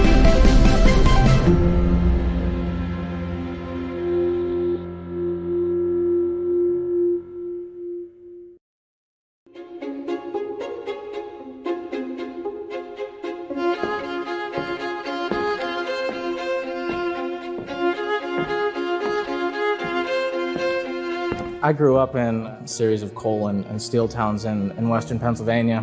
My family has worked in extractive industry for generations, and I look at the art and material cultures that have arisen from these under-researched spaces. These range from coal towns in southern West Virginia to banana towns in Colombia. These are often sites of enormous environmental catastrophes. I don't know if you can see it in here. He studies both the histories of these company towns and other forms of art that are produced by people living in these communities, trying to speak back to the experiences and particularly to the harms that those communities often endure. Toni Morrison's novels here, she comes from Lorain, Ohio. Bob Dylan comes from Hibbing, Minnesota, the iron mining capital of the United States. And these are kind of thought of as historical curiosities, but maybe they're more central to the projects that they're doing than we think. He's working with literature, but also photography, film, theater, and he's assembling these materials in new ways, and he writes about them with the eye and perspective of a creative writer as well as a critical thinker. Company towns have had kind of an enormous impacts on the culture of the United States and on the world as a whole. They impact the way that we comprehend governance and who has a voice in what governance looks like, who has a voice in what the environment looks like. It's rare to publish as a graduate student. It's even more rare to edit volumes as a graduate student. And that says a tremendous amount about not just Jason's ability, but the standing that he has within the field that he's helping to define.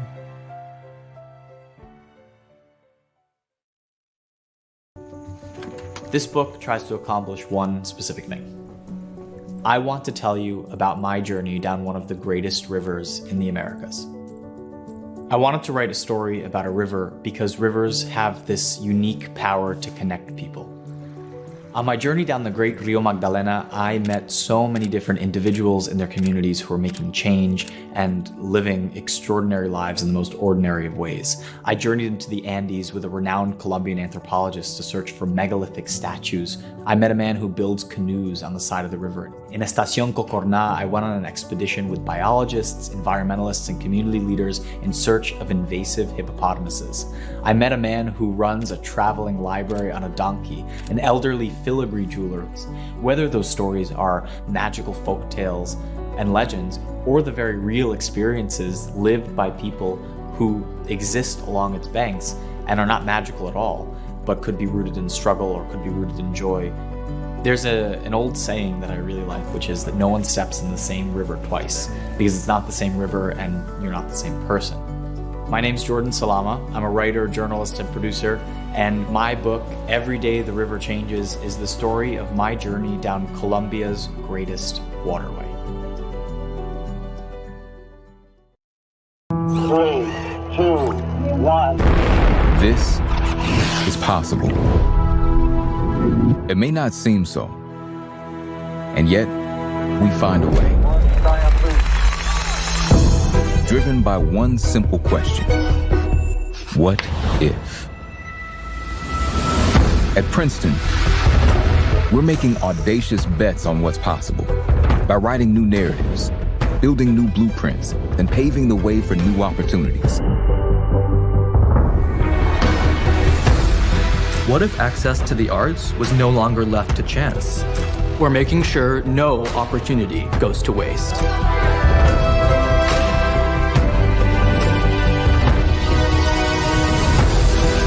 What happens when two molecules meet for the first time?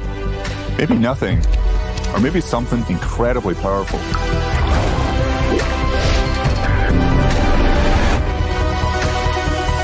How does technology shape what it means to be human? It's time to rethink our algorithms. Through imagination and collaboration, Princeton is bringing the unknown within reach and making the impossible possible. For we know that one leap can change everything.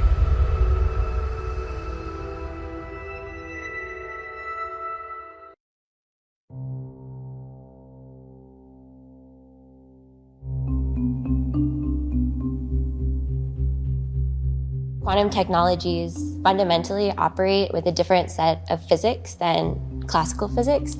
One thing that we would love to be able to do is to put proteins on top of the diamond surface at the nanoscale and use this local sensor to study individual proteins. If you were able to do that, that could certainly have biomedical applications. So your spot size here is just some... She just sort of fearlessly charged into a completely different field that would normally be totally different research groups, totally different training. So she was instrumental in building the world's first ultra-high vacuum cryogenic confocal microscope. Diamond is notoriously an inert material, and that's been a really fun project because it's been a close collaboration with some chemists here at Princeton. So we, prepare these samples, we give them to the chemists, they develop new chemistries that work at the surface. Very few people have done even narrow slices of each of those pieces. And I think many people would have said that pieces of that were just completely impossible several years ago. A lot of industrial efforts like Google or IBM are using this type of quantum system to try to build a useful quantum computer. And that has sort of national security implications. It solves certain kinds of problems much more efficiently with a quantum computer than you could do with a classical computer. Physicists would normally like to make one experiment and say, this is the beautiful experiment that we're going to do that tells us everything that we need to know. But these kinds of problems, it's more like solving a murder mystery. What you now have to do is find many different pieces of circumstantial evidence and then try to put together an overall theory of the crime. But because we can work with these deep expertise in these different fields, we can describe what are the current challenges in our field, and some of these other groups can have very cool ideas about how the frontier of their research can help what problem we need to fix next.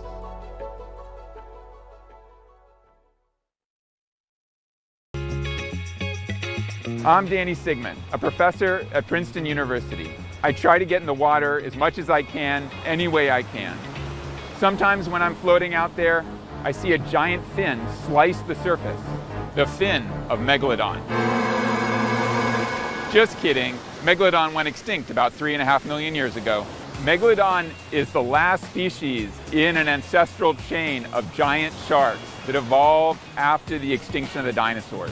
We believe that megalodons could reach over 50 feet long. This is a predator with a swimming speed and a mouth size that would make almost any human-megalodon interaction deadly. Traditionally, a lot of what we know about the megalodon comes from a study of its teeth. What we're doing is trying to analyze the actual chemical composition of their teeth to tell us something about their diet and their ecology. When we looked at the chemical composition of these megalodon teeth, what we found is that the megalodon must have been at an extraordinarily high position in the marine food web. And not just high in terms of similar to apex predators that we have today, but actually multiple trophic levels higher than anything that we have in the modern ocean.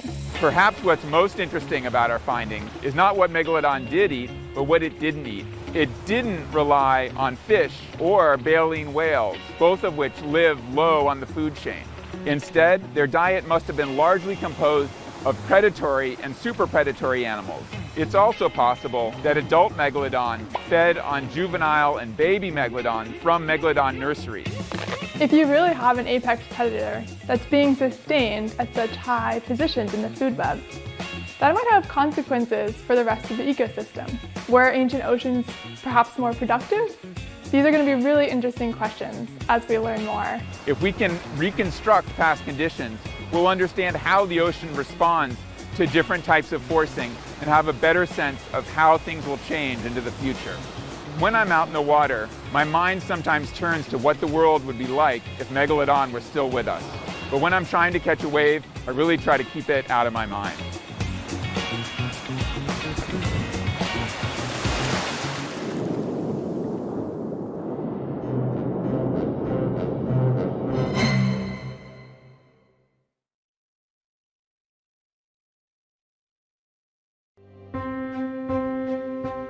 There's no amount of courses that any student can take that prepares them totally for the complexity of the real world. But Keller's mission is to prepare students with their fabulous critical thinking skills to practice them effectively out in the real world. I did want to start a business and coming to Princeton, but had trouble finding the ground to do so just because I was so time consumed with my classes. But the Keller Center opened up a space for me to do so. They helped create milestones for us, a lot of support, gave us a lot of mentors and advisors who can further our company as a whole outside of the eLab and Keller Center. Innovation, research, and I guess just finding solutions to pressing problems in the world, they aren't all too different, right? They can go hand in hand. And so one of the ideas that I have is trying to predict wildfire spread. So how can I predict from a satellite image a picture of wildfire from like this day and then how it will progress through the following days? Definitely not commercial. It's really just finding a solution to a problem that really is impacting us today. I came from a high school where honestly helping people was not the culture of the high school, and so when I came to Princeton and everyone was so collaborative through either John Danner's class at the Keller Center, through Princeton Women in Entrepreneurship, and that was a huge culture shift and something that I'm hoping to continue to build outside and within Princeton's community.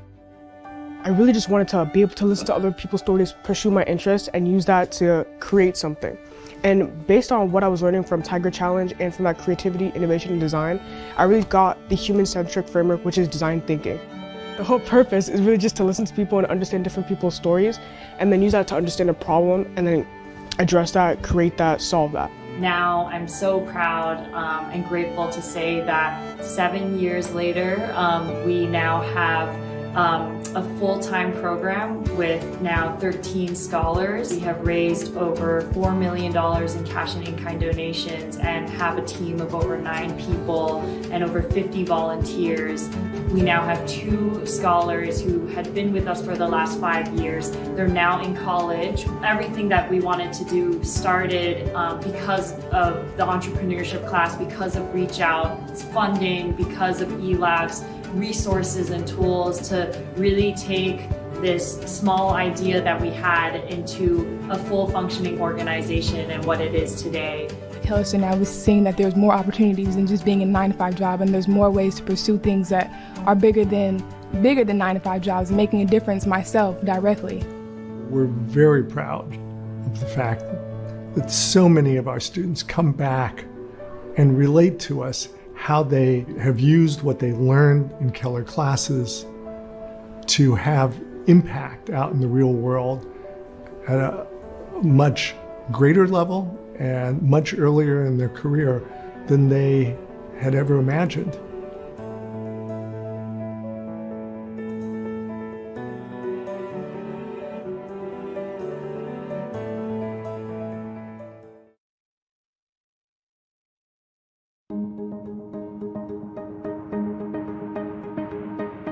What I really liked about Princeton was that it's a very small class size.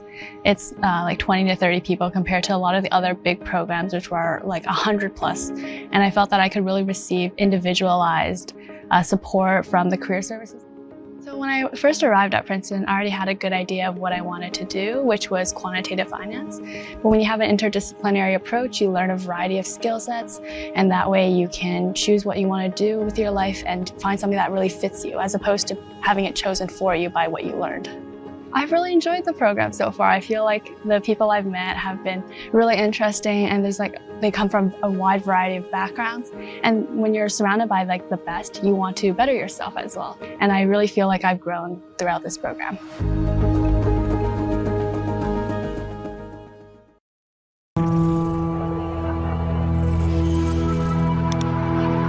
Could we change not just how people see technology, but how technology sees people? Computers require the messiness of life to be quantified. But what about those who fall between the margins? Places that are easy to overlook, or people who live between categories. My background doesn't fit neatly in a box either. It's helped me to see that the things that don't fit still matter. As an artist, I use data and machine learning to ask questions, to shed light on those who have been missed by systems. I'm Mimi Anoaha, and I'm reimagining the future of data and design.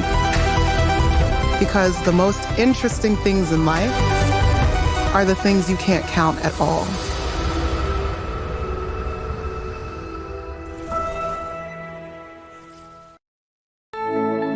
I chose SPIA because it's an institution that invests in public service and invests in the students as well. You are in classrooms taught by top-notch academics and surrounded by people who come from just all over. When you come to a campus, you will find yourself surrounded by like-minded individuals who are very passionate about public service, and you find yourself part of a collaborative community that was doing whatever it can to support you as a student.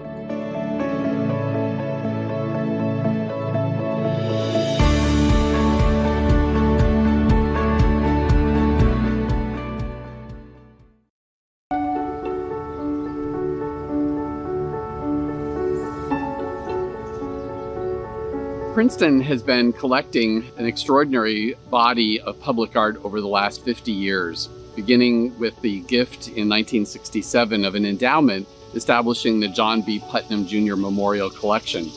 That same year, in 1967, members of that committee began to talk with the English sculptor Henry Moore about the possibility of making a sculpture for the Princeton campus. The result was installed 4 years later, and it's Henry Moore's beautiful oval with points. Over those 50 years, the wear of weather and frequent interaction with visitors led to a very degraded surface. And that in turn meant that we had to undertake this year a complete conservation treatment of the sculpture. Every piece, every artwork dictates its own treatment, and that is very key in conservation. There is no real manual in conservation. It's always we see what the piece needs, we see what the piece wants, and then we also put into that what the artist wanted. My name is Roger Griffith. I'm a sculpture and objects conservator. I have worked in the field of conservation for over 30 years and worked at many institutions, including the Metropolitan Museum, the Museum of Modern Art in New York, the Stedelijk Museum in Amsterdam, and the Victoria and Albert Museum in London. So Princeton owns a small maquette at only about 6 inches high, and it was really a wonderful opportunity to go and look at that particular maquette to see how it was patinated. This gave us a really great window into how Henry Moore would have wanted this large, oversized sculpture to look.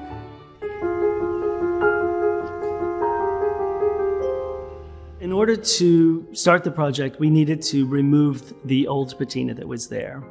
And with those orbital sanders, we were able to grind through that old patina down to the bare metal.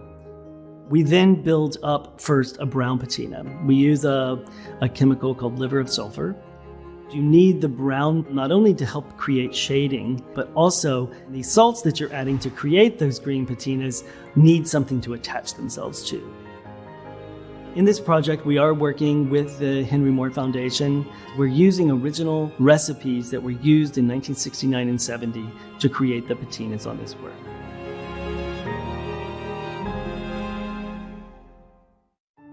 So the weather acts on patinas and tends to make them quite green. But Henry Moore understood that that would happen with his sculptures, and he was very specific about the fact that he would continue to maintain them so that they would keep certain effects on his sculptures as time went by. One of the most surprising things that we found was there were all these marks on the surface that were obscured by the old patina that was there. And once we started adding the new patina, those marks became more evident, and those now will be more evident and seen for the first time, I think, in about 3 decades. These patinas will develop over time. So just like ourselves, living in life, well, this is going to have its own life as well. What we did not anticipate and is so strongly present are the real hands of Moore. Like we call it almost his fingerprints. We can almost see Moore working into this material. The final result is one in which I think we've come closer to really understanding Henry Moore's original intent for the appearance of this marvelous sculpture. At the same time, this careful treatment means that we can continue to allow visitors, students, faculty to engage with and interact with this wonderful sculpture. I hope on your next occasion to visit Princeton University, you'll rediscover Henry Moore's oval with points, and also perhaps take time to discover the range of the public art collection here on this beautiful campus.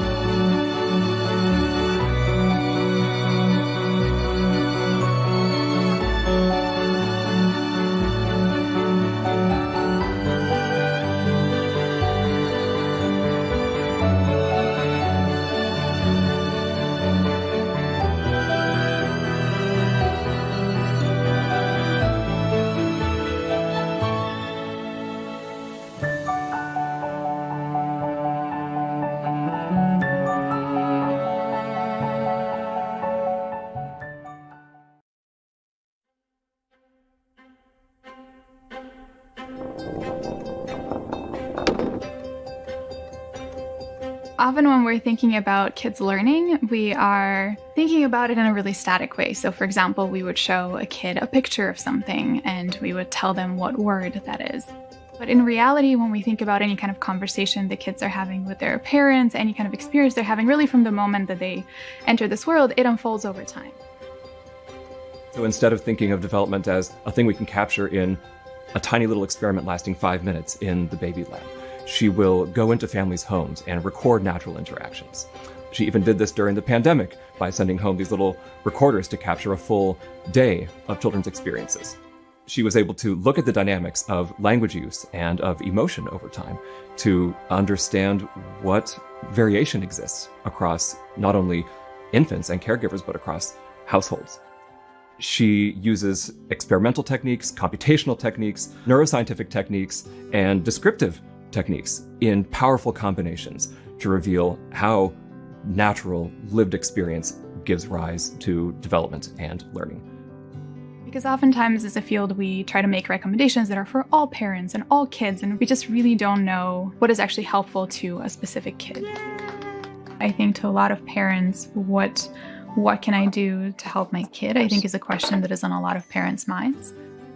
It's offering a novel window into the way that communication works early in life. It's about two people being present and interacting and exchanging emotion signals in addition to speech signals. The second major contribution in the end will be a much richer and developmentally informed understanding of mental health outcomes.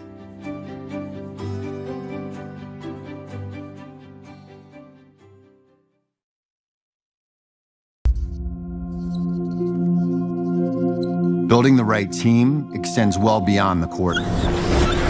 There are plenty of great players. But who are you as a person? Humility, focus, joy, respect. Those are the stats that truly matter. Who you are in the classroom, on campus, and out in the world. That's what translates to being a stronger, more unified team. At Princeton, we believe in character. And with character, anything is possible. And the Tigers of Princeton upset the #2 seed Wildcats. The Tigers will prevail. I'm Mitch Henderson, the head men's basketball coach at Princeton, where we are building a culture of excellence on the court and in the classroom.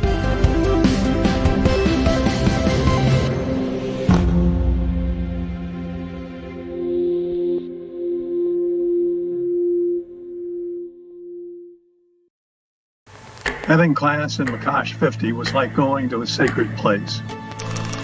Even when it was sparkling new in 1907, it already felt like a timeless venue where the likes of Albert Einstein and Thornton Wilder would come to share their ideas with the world.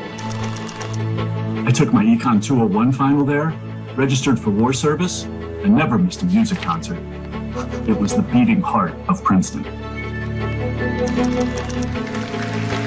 To hear Toni Morrison's voice in McCosh 50 was to imagine that the architects designed the hall's acoustics specifically for her. This is a singular honor for me, but it's also a daunting assignment. This is what I dreamed Princeton would be. Now I'm actually here, where you can feel the history and see the future. A future where we move forward together. For more than a century, McCosh 50 has been a beloved place. Through annual giving, generations of alumni, parents, and friends supported its recent renovation so that all students can continue to listen, to learn, and to dream. Okay, let's begin. With gratitude to the Princetonians who support annual giving, together, we make it possible.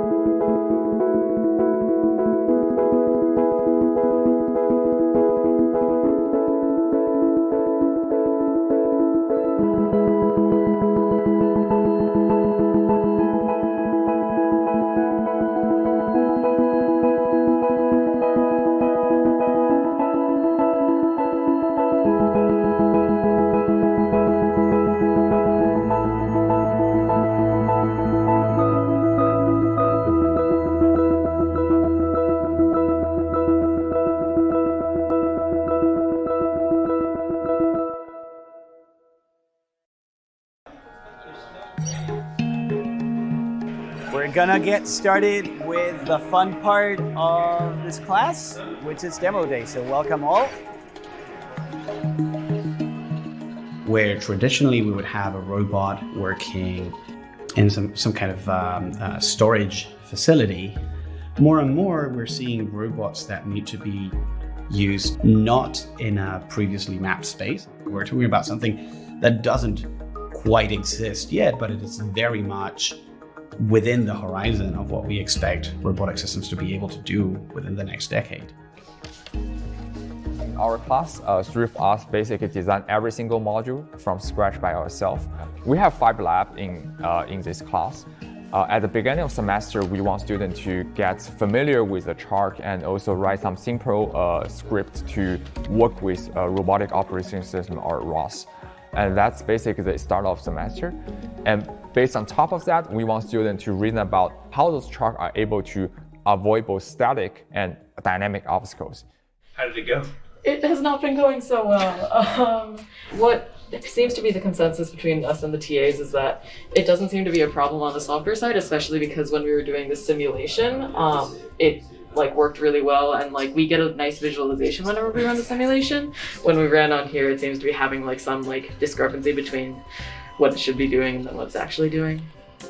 We expect students will have a lot of issues, especially dealing with the hardware system. Many things are uncertain, unknowns, and not very optimized. So they can try around to run their algorithm and try to have a feeling like if you deploy those theoretically really good algorithm onto a real hardware system, what kind of issue you would expect. So we have this core idea of planning to replan, accounting for your ability to make new decisions, more informed decisions in the future. We look at the ways in which robots can generalize from the demonstrations that have been given to them by experts on how to accomplish a certain task, in addition to how they can just go on their own and learn from their own experience, which is what we call reinforcement learning. So in these scenarios, we want to let students to learn how to write down a high-level decision-making algorithm to make sure their vehicle can successfully enter the roundabout and proceed to the next goal, and also avoid the vehicle that already entered the roundabout safely without causing any collisions. What I love about the course so much is that you're taking these very high-level, kind of complex theoretical concepts and doing something that you don't do as much in your low-level courses. You directly apply it in labs. It really helps you build camaraderie with like your lab mates, like your group mates, and kind of just like, some people might be kind of scared, but I think it's part of what makes the course fun. I'm sure you've been working tirelessly for the last few days, and so hopefully this will be somewhat cathartic and you'll get to show off the cool results of your work. Things that has been a problem all semester has been whether or not the SLAM is going to function accurately. So if our car's not able to localize, it's not going to be able to make good decisions. And so we're just keeping our fingers crossed that that's going to go.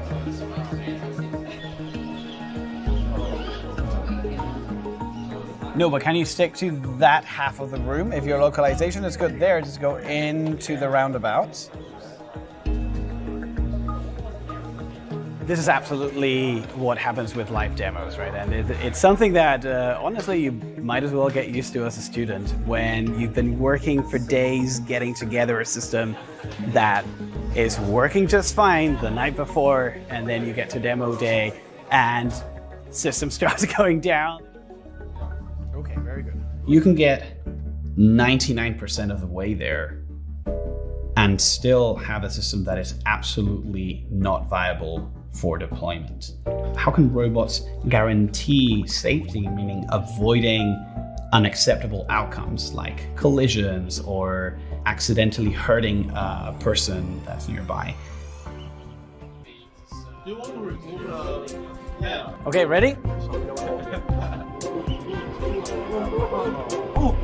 Oh, nice. So right now we're trying to get the cars to localize. We're driving around and hopefully the cameras are going to pick up on the QR codes around the room, and then once it starts tracking its location, it'll have a better idea of where it is.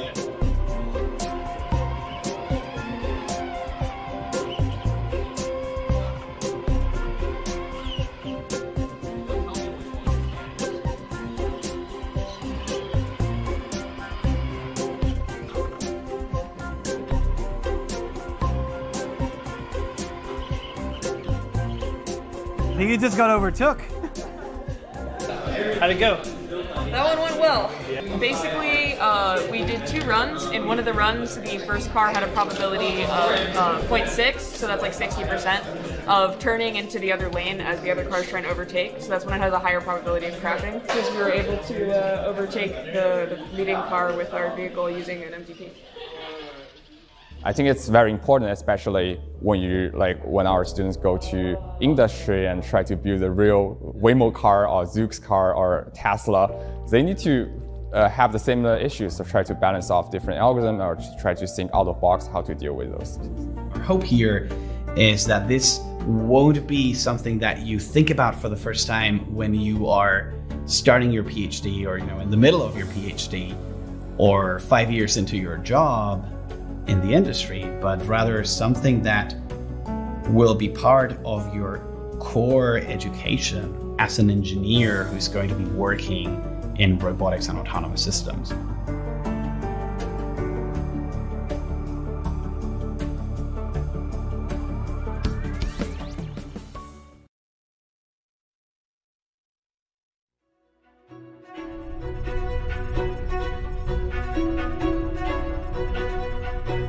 Multi-origin firms are firms that operate establishments, open local facilities across multiple local labor markets. I study the geographical expansion of firms and its labor market implications.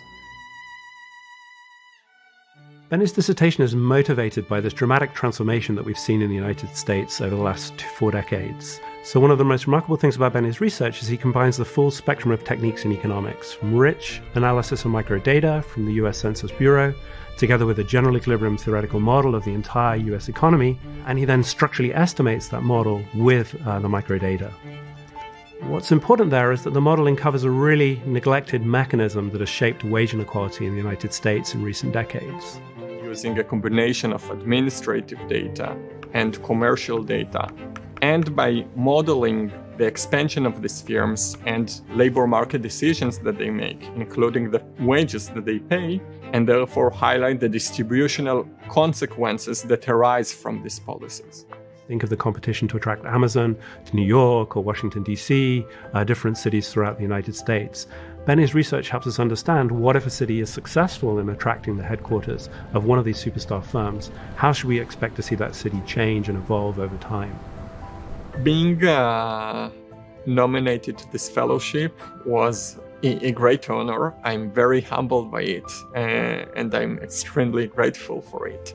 Benny just stands head and shoulders above all the other students that I've advised. Can't really think of any other student that really combines that full set of frontier skills and achieves just the same level of brilliance.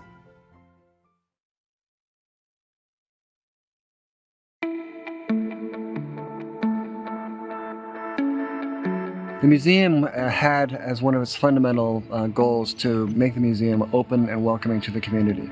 And I think the community in this case means the university community, but it's also the local community and even the national community. We're standing right now, for example, on a walkway that was part of the original campus plan from 1830. We're right next to Whig Hall. We go through this breezeway right now under the Department of Art and Archaeology through the archway at Brown. This now will become a walkway that becomes a public passageway through the center of the museum. So the museum is organized around 2 major passageways that are called art walks. One on this north-south passageway and another one that goes on the east-west side through the building. And these art walks are really public pathways through the building. And so as the community is invited into the building, even if they're just walking through the campus, they'll be able to experience the artwork through their walk through the campus. So there are a number of ways in which the design of the new building is really intended to reach across the whole campus. Architecturally, it turns the inside out and physically opens itself with a number of entry points with a lot of visual permeability.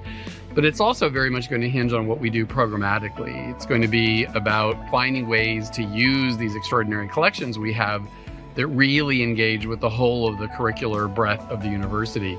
It's also about creating social experience. For the first time ever, we're going to have dedicated social spaces that really accommodate the full range of behaviors and activities that we want to support across the university. Currently, a lot of its programming has to spread out to other spaces on campus. So one of the goals was to provide the facilities within the building that will invite people to the museum and to become, over time, more and more known as really the center of that kind of humanity activity on campus. One of my fundamental convictions about this project is that it needed to find a way to keep the Art Museum, the Department of Art and Archaeology, and Mark I Library together. It's been a defining characteristic of our university, distinct from many others where those physical relationships have been pulled apart over time. Doing that means a number of things. It means creating a sufficient number of object study classrooms where faculty and students can come together in seminars and precepts to work from original works of art that won't be on display in the galleries. It also means having a kind of range of engagement opportunities in the galleries and beyond the galleries that really reassert the idea that a museum like ours is a university-wide resource rather than something that's more disciplinarily limited. The connection then between the department, the library, and the museum will be interwoven. They form the sort of core programmatic piece that we wanted to remain intact from the beginning and to provide all the resources for humanities that the facility could enable. We have what is possibly the broadest collection under a single roof of any art museum on a college campus in this country. By placing most of our galleries on a single floor, for example, it affords opportunities to develop and tell wholly new narratives, to really think about some of the key questions that are so germane, I think, in the present moment, including the very question of what's left out, what's not told in the traditional histories or representations of the past. So this is an opportunity to really refresh the museum and allow its functionality, allow its collections to be open and on display in ways that have not been able. I think all of the existing potential and capacity will be realized by the facility that we're going to create.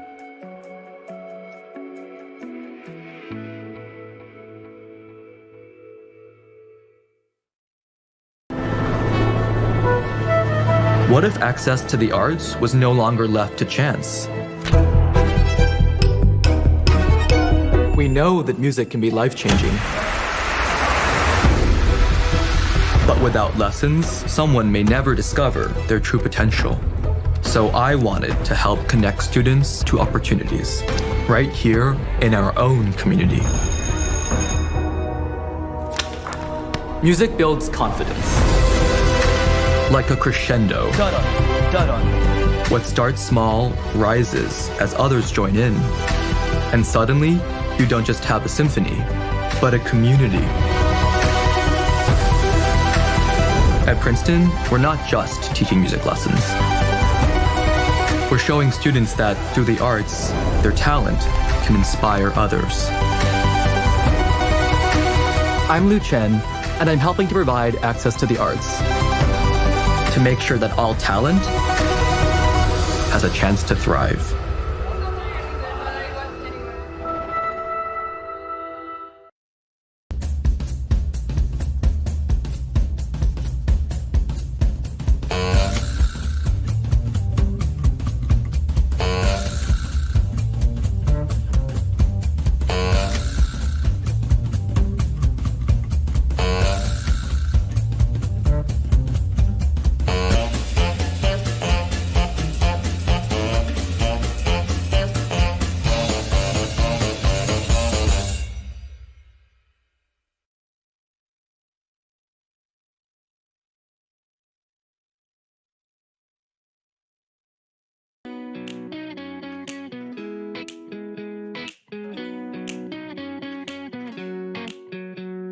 Welcome home. Thank you.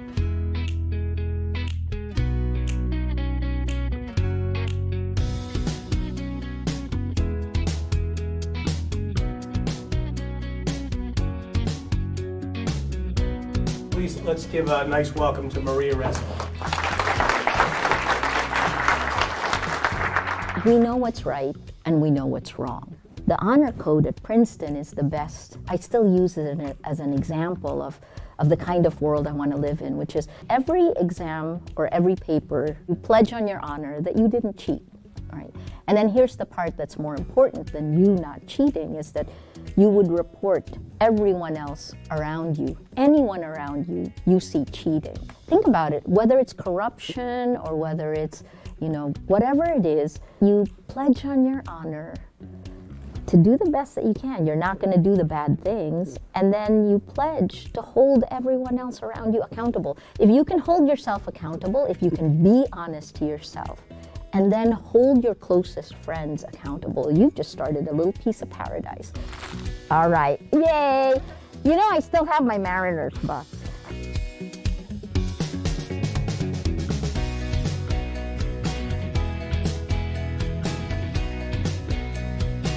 Do you still do that thing? Mariners, Mariners, who are they? No more? Oh my God! In everything in life, you get what you give. So I threw a lot of time in Toms River North. Toms River North threw a lot into me.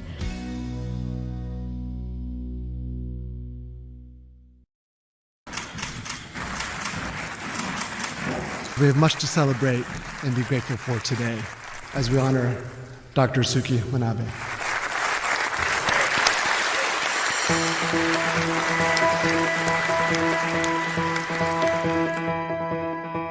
Today, we found out that Suki Manabe was awarded the Nobel Prize in Physics for his foundational work in climate modeling. That was so exciting. He laid the foundation for climate science. It basically made the first climate model that is the basis for all the models that we use today.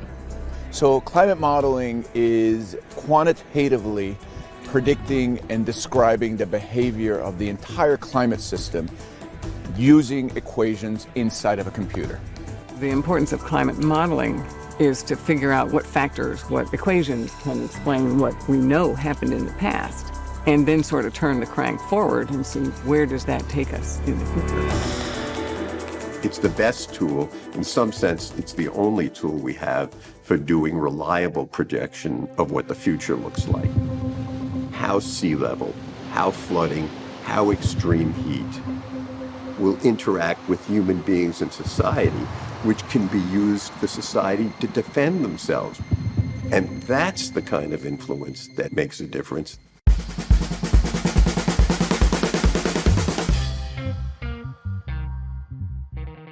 Suki's work that started in the 1960s allowed us to quantitatively and predictively simulate the behavior of the climate system. We could try to understand how ice ages came to be, and also what the response of the climate system to increasing greenhouse gases would be. And his prescient work was very accurate in predicting the course of global warming up to now. I never imagined that this thing I would begin to study has such a huge consequences. I was doing it just because of my curiosity. Let's raise a glass to Princeton's Nobel laureate, Professor Manabe. To you, Professor Manabe. Professor Manabe.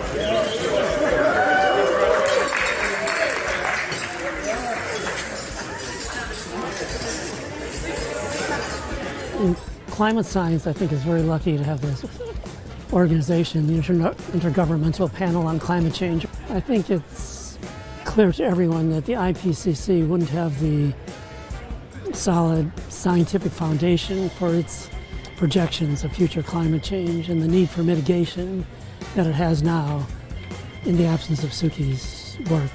I think many of the big discovery which had a big impact later and on society, when it first started, people will never realize how important their contribution is. And if you think about your own research, I think most interesting research is driven from curiosity-driven research. I'm pretty optimistic that we can use that science to solve the problem of climate change. And with the young generation, I'm pretty optimistic that we can.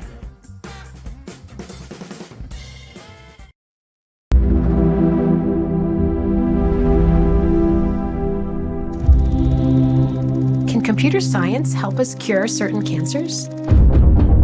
In my lab, we develop algorithms to analyze massive amounts of biological data.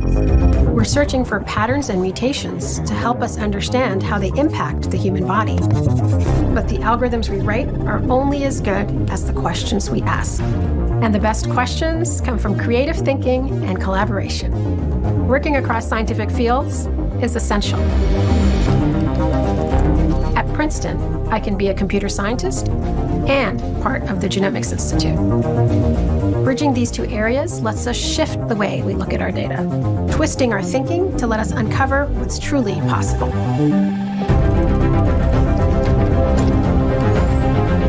Unlocking the secrets of our cells will open up new ways of curing disease. I'm Mona Singh, and I'm a computational biologist at Princeton University.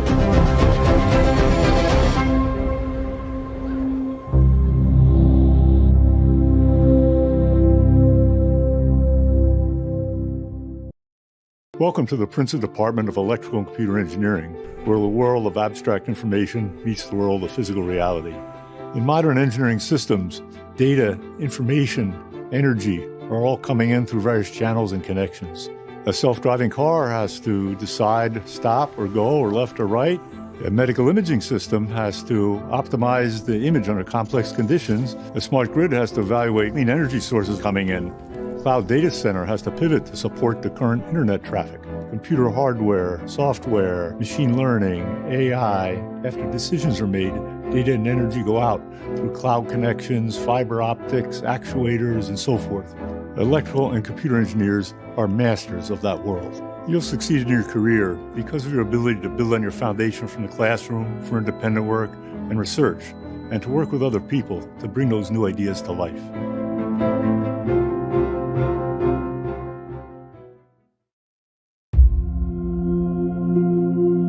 Every piece of history tells a story. But it's up to us to dig past the surface, to discover what the real story is. It's not just about what's on the page, it's what's behind it. I ask all of my students to read the same text, but each one sees something different. From their unique perspectives, the whole story transforms. At Princeton, we believe that when you question your assumptions, you can discover the truth. I'm Autumn Womack, Associate Professor of English and African American Studies, and I'm helping the next generation write their own chapter.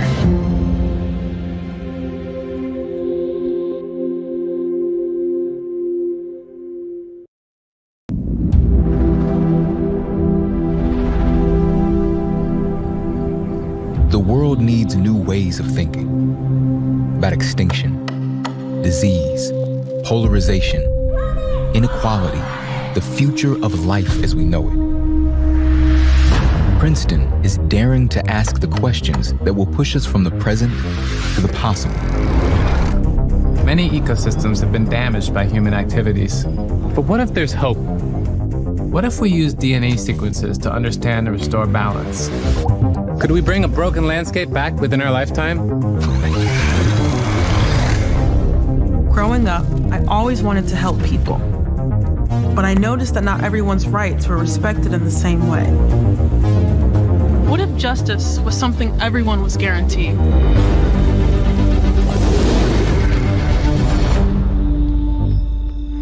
Where I'm from, people have a choice.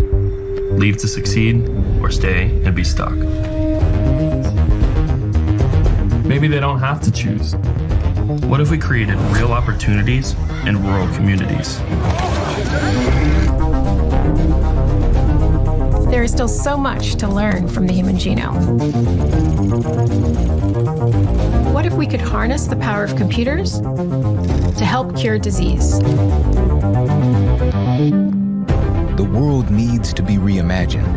Princeton dares to seek, dares to explore, to collaborate, to venture forward, so we may move from the present to the possible.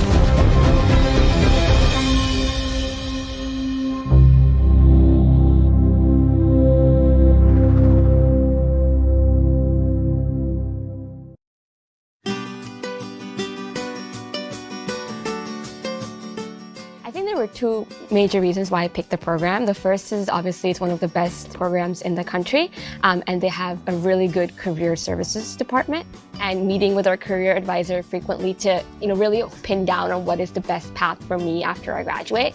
I've also been connected to different alumni who opened my eyes to the opportunities available in the industry, as well as helped me interview prep, mock interviews, etc. So I think that there's a lot of support to be offered by the career office, and it's something everyone should take advantage of. For me personally, the second reason was that I was excited by the smaller class sizes. So because we're a small class, we get to know our peers, our professors, and our advisors very well. And it's been a very great experience. I have been very academically challenged in the program, and so I think I've gotten a very well-rounded education.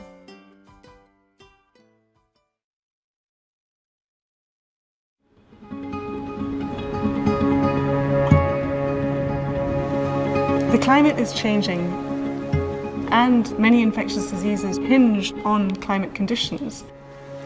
Understanding how the physical climate system can interact with diseases and human behavior. This is a complex question that can only really be answered by an interdisciplinary team. So we had a meeting 5 years ago where we brought together people interested in climate and infectious disease. Brian Grenfell, who won the Kyoto Prize, thinks about the dynamics of infectious diseases and feedbacks in that nonlinear system. Jess Metcalf works on infectious disease, but she's also a demographer. And Gabe Vecchi, who comes from the climate end of the world and runs large climate models. part of the development of our interdisciplinary work has been to just understand each other's languages. For example, the definition we had of the word model was entirely and devastatingly different. When Jess and I are thinking about the waxing and waning of epidemics, we're thinking about cycles, these recurrent epidemics. Because Gabe's working in this three-dimensional system, his characteristic movements are always a kind of a three-dimensional thing. We met for about a year and talked rigorously past each other. And after many, many cups of coffee, staring blankly at whiteboards and so on, there was eventually a great meeting of minds. We began to understand what each other were talking about.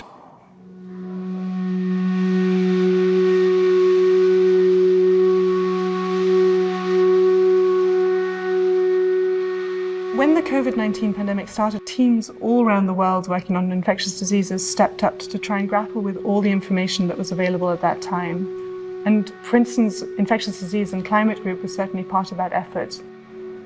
We've been looking historically at the impact of climate and population on viral infections like influenza. That put us in a position to try and understand the connection between COVID and climate. Because of the connection between increased humidity and decreased transmission of respiratory diseases, we were expecting to see a decrease in COVID transmission as we went into the spring. And we found that when there is very low levels of background immunity, human behavior, choices that people did to come together or to stay separate had a lot larger of an impact than climate. Ultimately, this research confirmed that there was unlikely to be a lull in summer, and this is very much what we saw. Warming will give you a decrease in malaria and an increase in dengue. Exactly. In addition to trying to understand changes in the average conditions with climate, we're also interested in the potential that extreme events, such as floods or tropical cyclones, can impact disease transmission. Large cyclones could close down health centers, thus preventing people from being vaccinated. So you could compound crises as driven by the effects of climate. Changes in rainfall, its duration, its intensity, can impact the abundance of disease vectors that would be mosquitoes. In the case of malaria, dengue, West Nile virus, how does temperature affect mosquito behavior and their connection to people? Climate change is important, but also future demography is very important. And that's been a big general lesson that's come out of everything that we've done. The population's big enough. Changes in urbanization, size of cities, patterns of human density, future human migration because of climate might change patterns of infectious disease, which could be quite profound. We can predict the next pandemic, but it will require vast amounts of data and vast amounts of insight to manage this. We really need to be prepared in terms of much better disease surveillance and the idea of a global immunological observatory. We shouldn't take our eye off the ball now.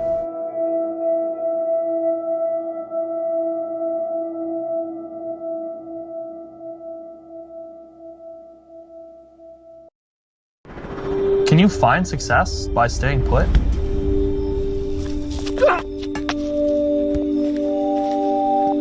I'm from Chambersburg, Pennsylvania. It's a rural community in the Rust Belt of Appalachia. People hear about. Do you want to succeed in life? Or do you want to be stuck in Chambersburg? My time at Princeton taught me that's the wrong question. It taught me that life is what you make of it, even from my hometown. When I left, all these folks thought I was going to fail. And now I'm back because I don't want to see anyone fail. We built libraries. We're mentoring students. We're helping kids here build the same sense of possibility that I felt at Princeton. I'm Kel Chastwick, 2021 Princeton graduate, first-generation college student. And I guess you could say I'm bringing a little bit of Princeton back home to Chambersburg.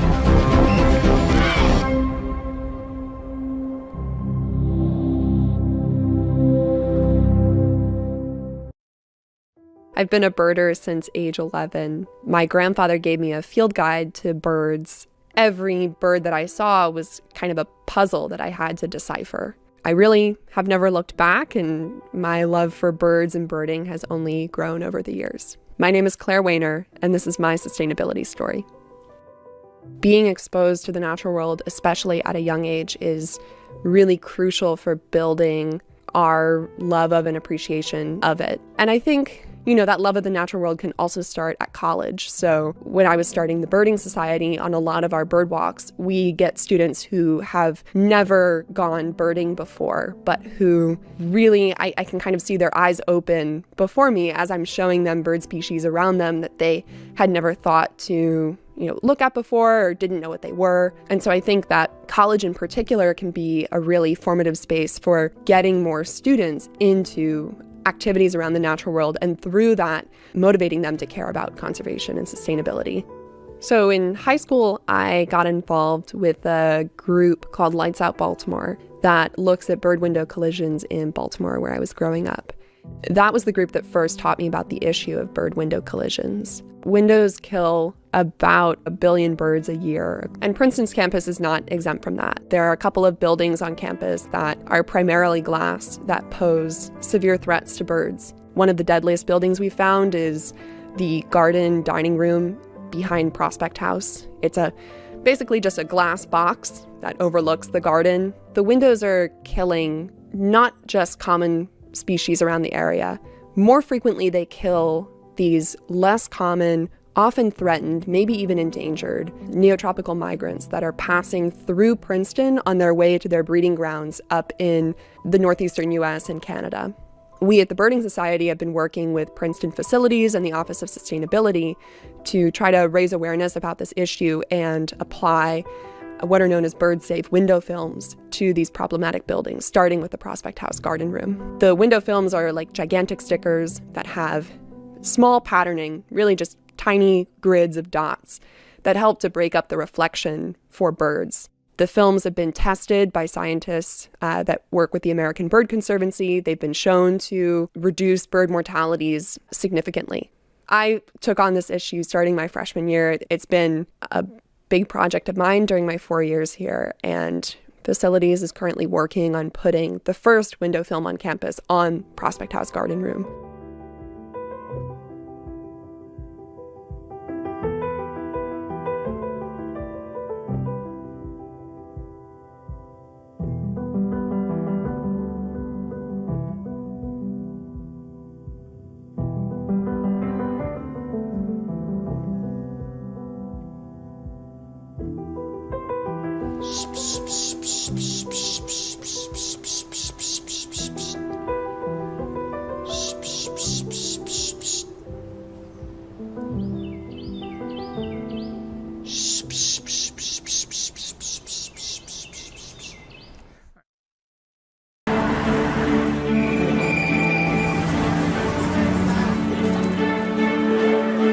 Absolutely wonderful to be here tonight with all of you in London.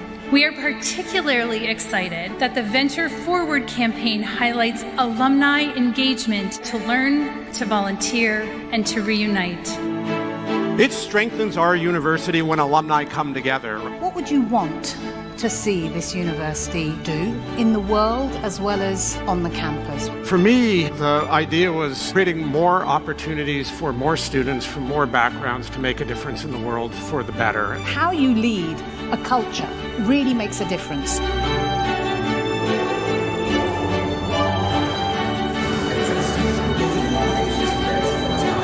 There's this miracle in a way that if talented people can be the subject of these audacious bets, they can do unbelievable things by pursuing truth and beauty. Thank you so much. Thank you. Thank you. Thank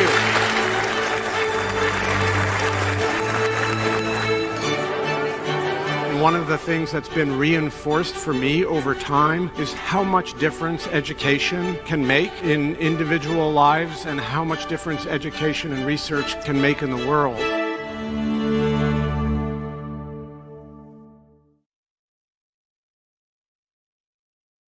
I'm Dave McMillan.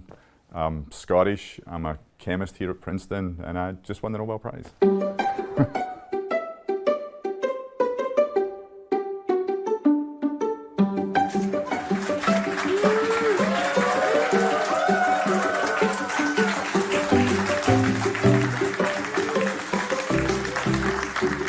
Nobel Prize Committee are recognizing the component of our research which is in the area of organocatalysis, which is using these small organic molecules to do catalytic reactions that you can use to make medicines or to make materials.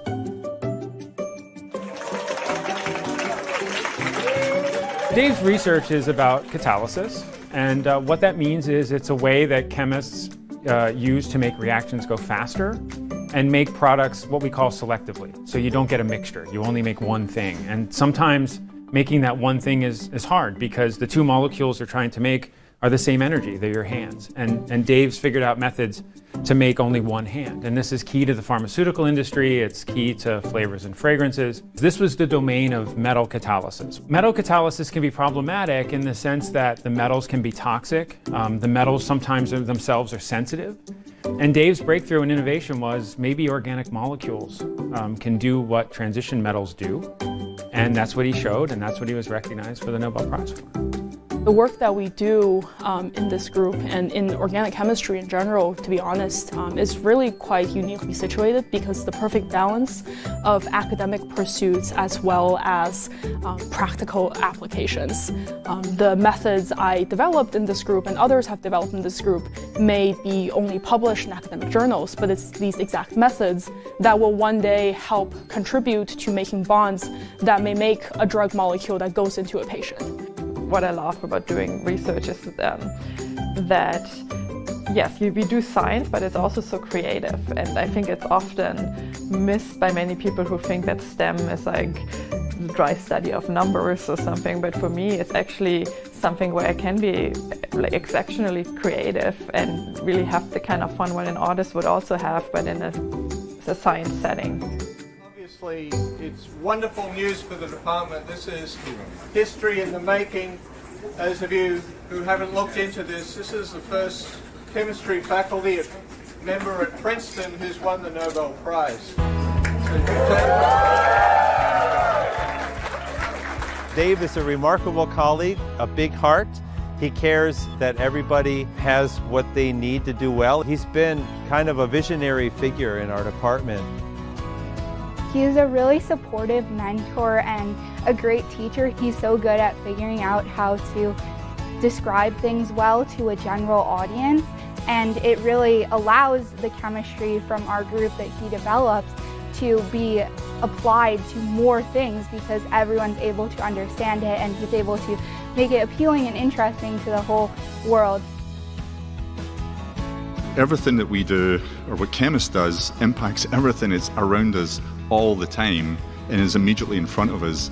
And it is unbelievably exciting to be involved with a science that what you do on a Tuesday can have an impact on a Friday.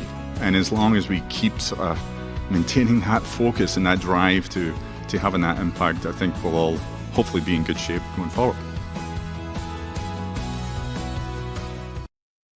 I've learned quite a bit working with Habab and with the Webbs on the project. It's been an adventure for the last 3 years.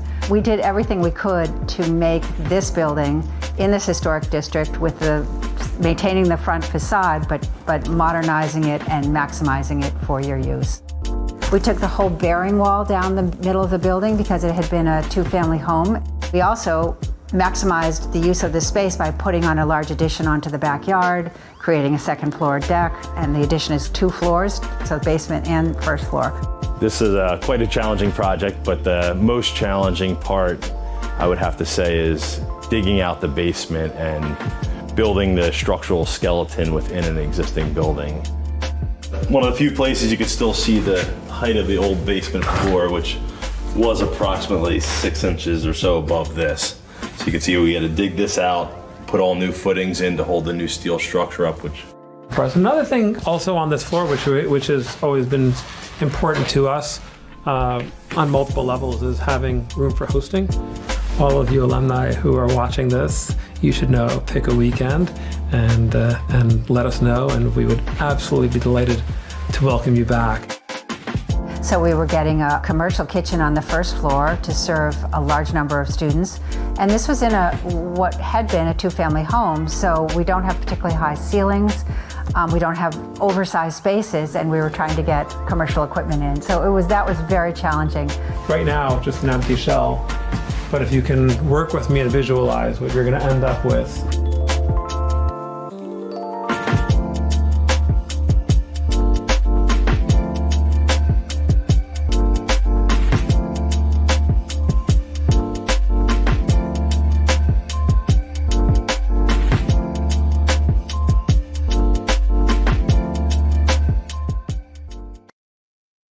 I think the most important byproduct of the ban of the menthol cigarette is saving hundreds of thousands of lives of smokers who would perhaps quit.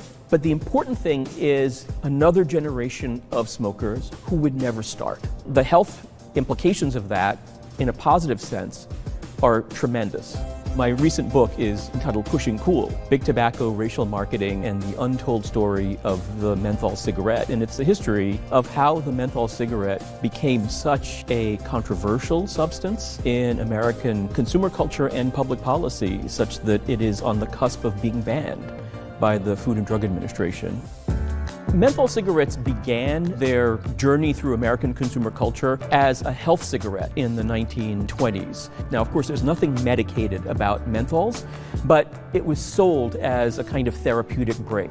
And that was really the appeal of menthols through the 20s, the 30s, the 40s, and even in the 1950s. The concern about the safety and the health of cigarettes had accumulated to such an extent that the industry was under fire from regulators to stop advertising, particularly to young smokers. And faced with the contraction of the youth market, industries like the makers of Kool began to look for growth markets and identify poverty markets as the new growth area. And what you begin to see in the 60s and the 1970s is this kind of intensive competition to garner and to control their black franchise. You start to see this intensive focus on urban billboarding, in buses, on trains, and in neighborhoods. I grew up in the Bronx and Queens, where you could see billboards everywhere.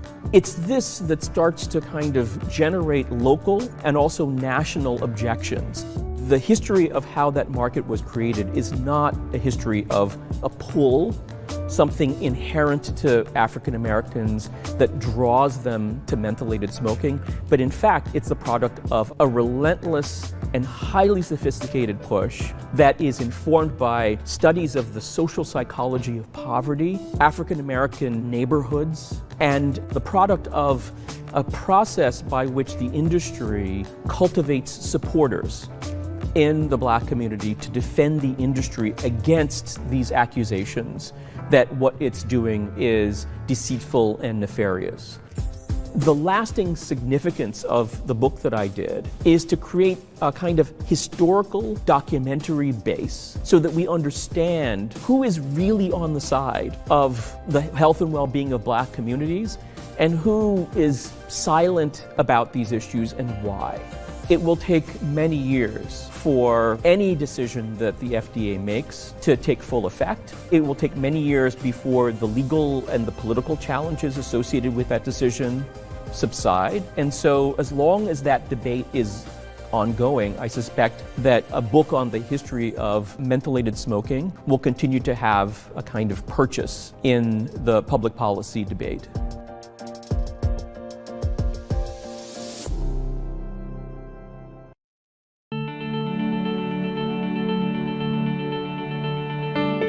While comparing other master's programs, I thought that Princeton was a good choice, mainly because of the small class, so I would have the opportunity to connect more deeply to my classmates and become better friends. You should know yourself and know what you want to do. Although this is a fun program, this is not an easy one. Know that you're gonna have to work hard and know that you're gonna pursue finance job afterwards or being in quant finance. I feel like I evolved a lot comparing where I was when I entered here and where I am today. All my fundamentals got sharper. I got a broader knowledge of what the finance industry looks like here in the USA, and I had fun along the way.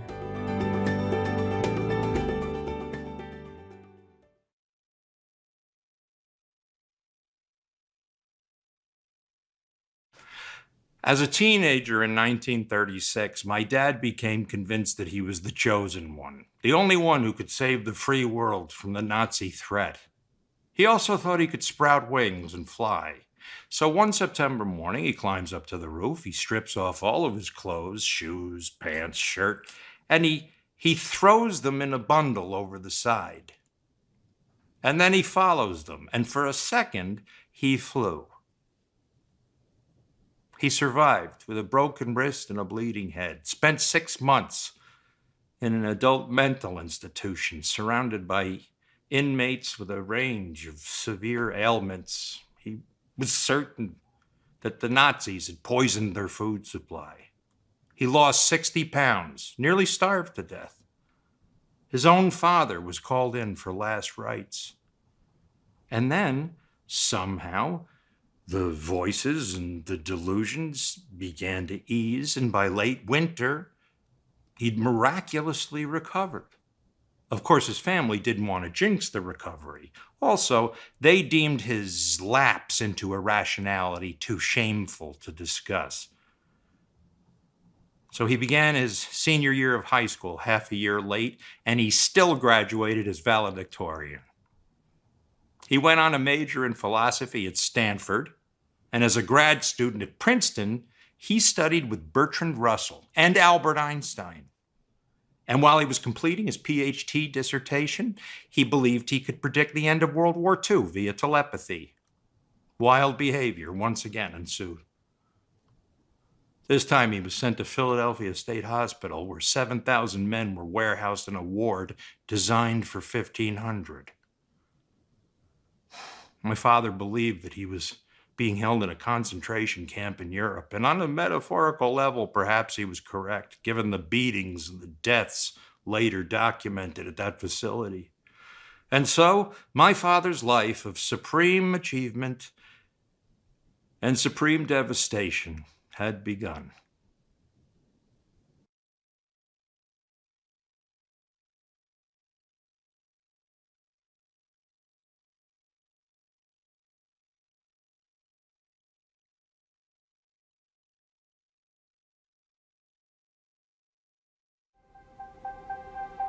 The atmosphere, the ocean, land, and ice. These elements of the climate system are governed by physics, biology, chemistry, and climate models let us understand the regional and global patterns of climate change.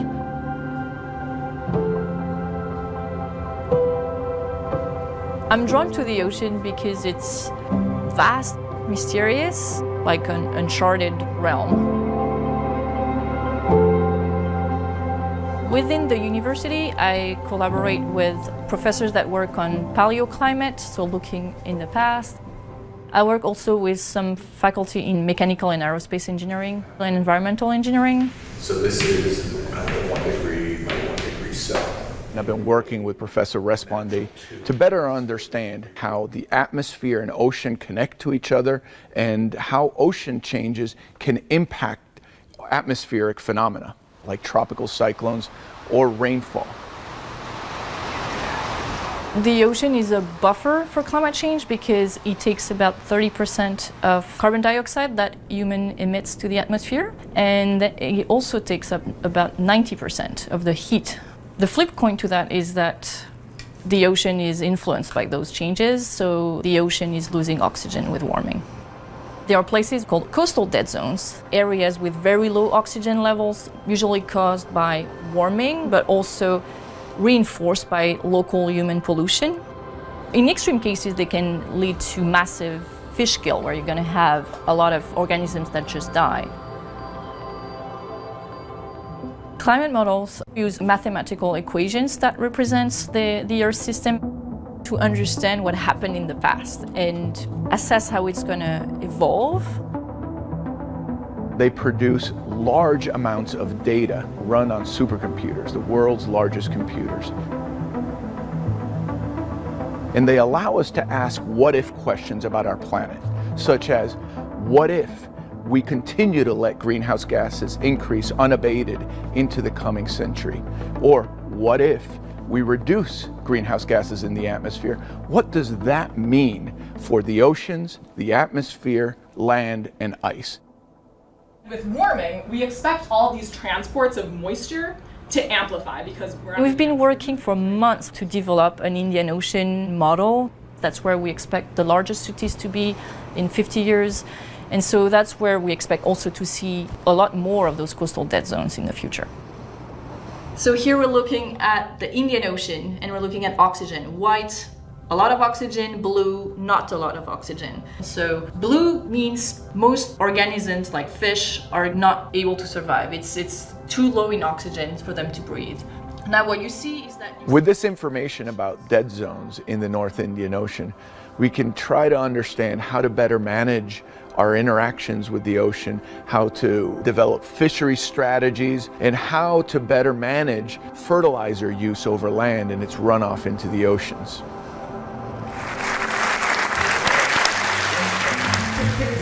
Nobel laureate Professor Manabe. Suki Manabe developed the very first climate model in the world at the Geophysical Fluid Dynamics Laboratory.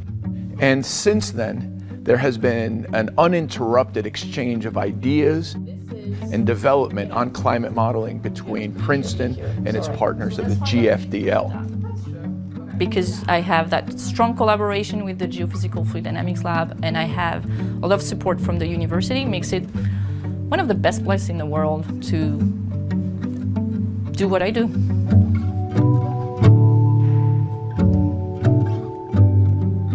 For decades, climate models have been indicating to us a number of very serious challenges for society. Extreme temperature and rainfall, changes to the biology and chemistry of the ocean. I remain optimistic by thinking of the various challenges that humanity has overcome, and also by looking at our students here at Princeton University.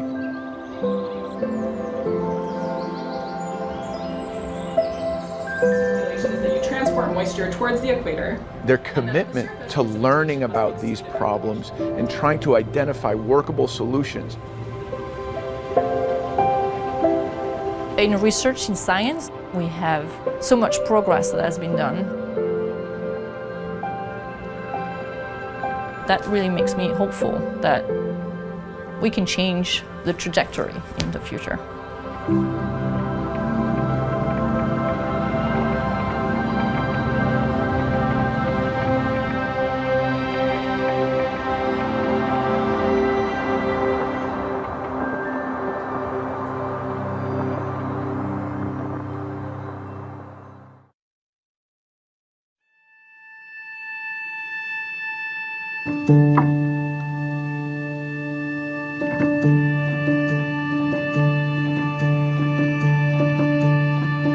When an ecosystem is healthy, it can do amazing things.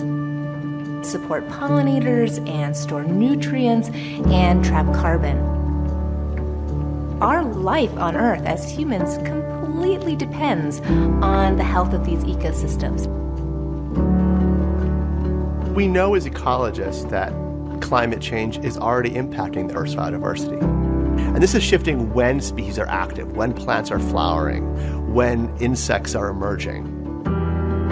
These really rapid ecological changes are threatening the ecosystems of many organisms. About 30% of North American birds have disappeared in the last 50 years. That's almost 3 billion birds. Last year, 11 bird species were declared extinct in the United States. Birds are very good indicators of ecosystem health. In my lab, we are really interested in the evolution and behavior of birds. Bird coloration, bird color vision, and bird eggs. One system we're exploring in detail is hummingbirds. The broad-tailed hummingbirds that we study migrate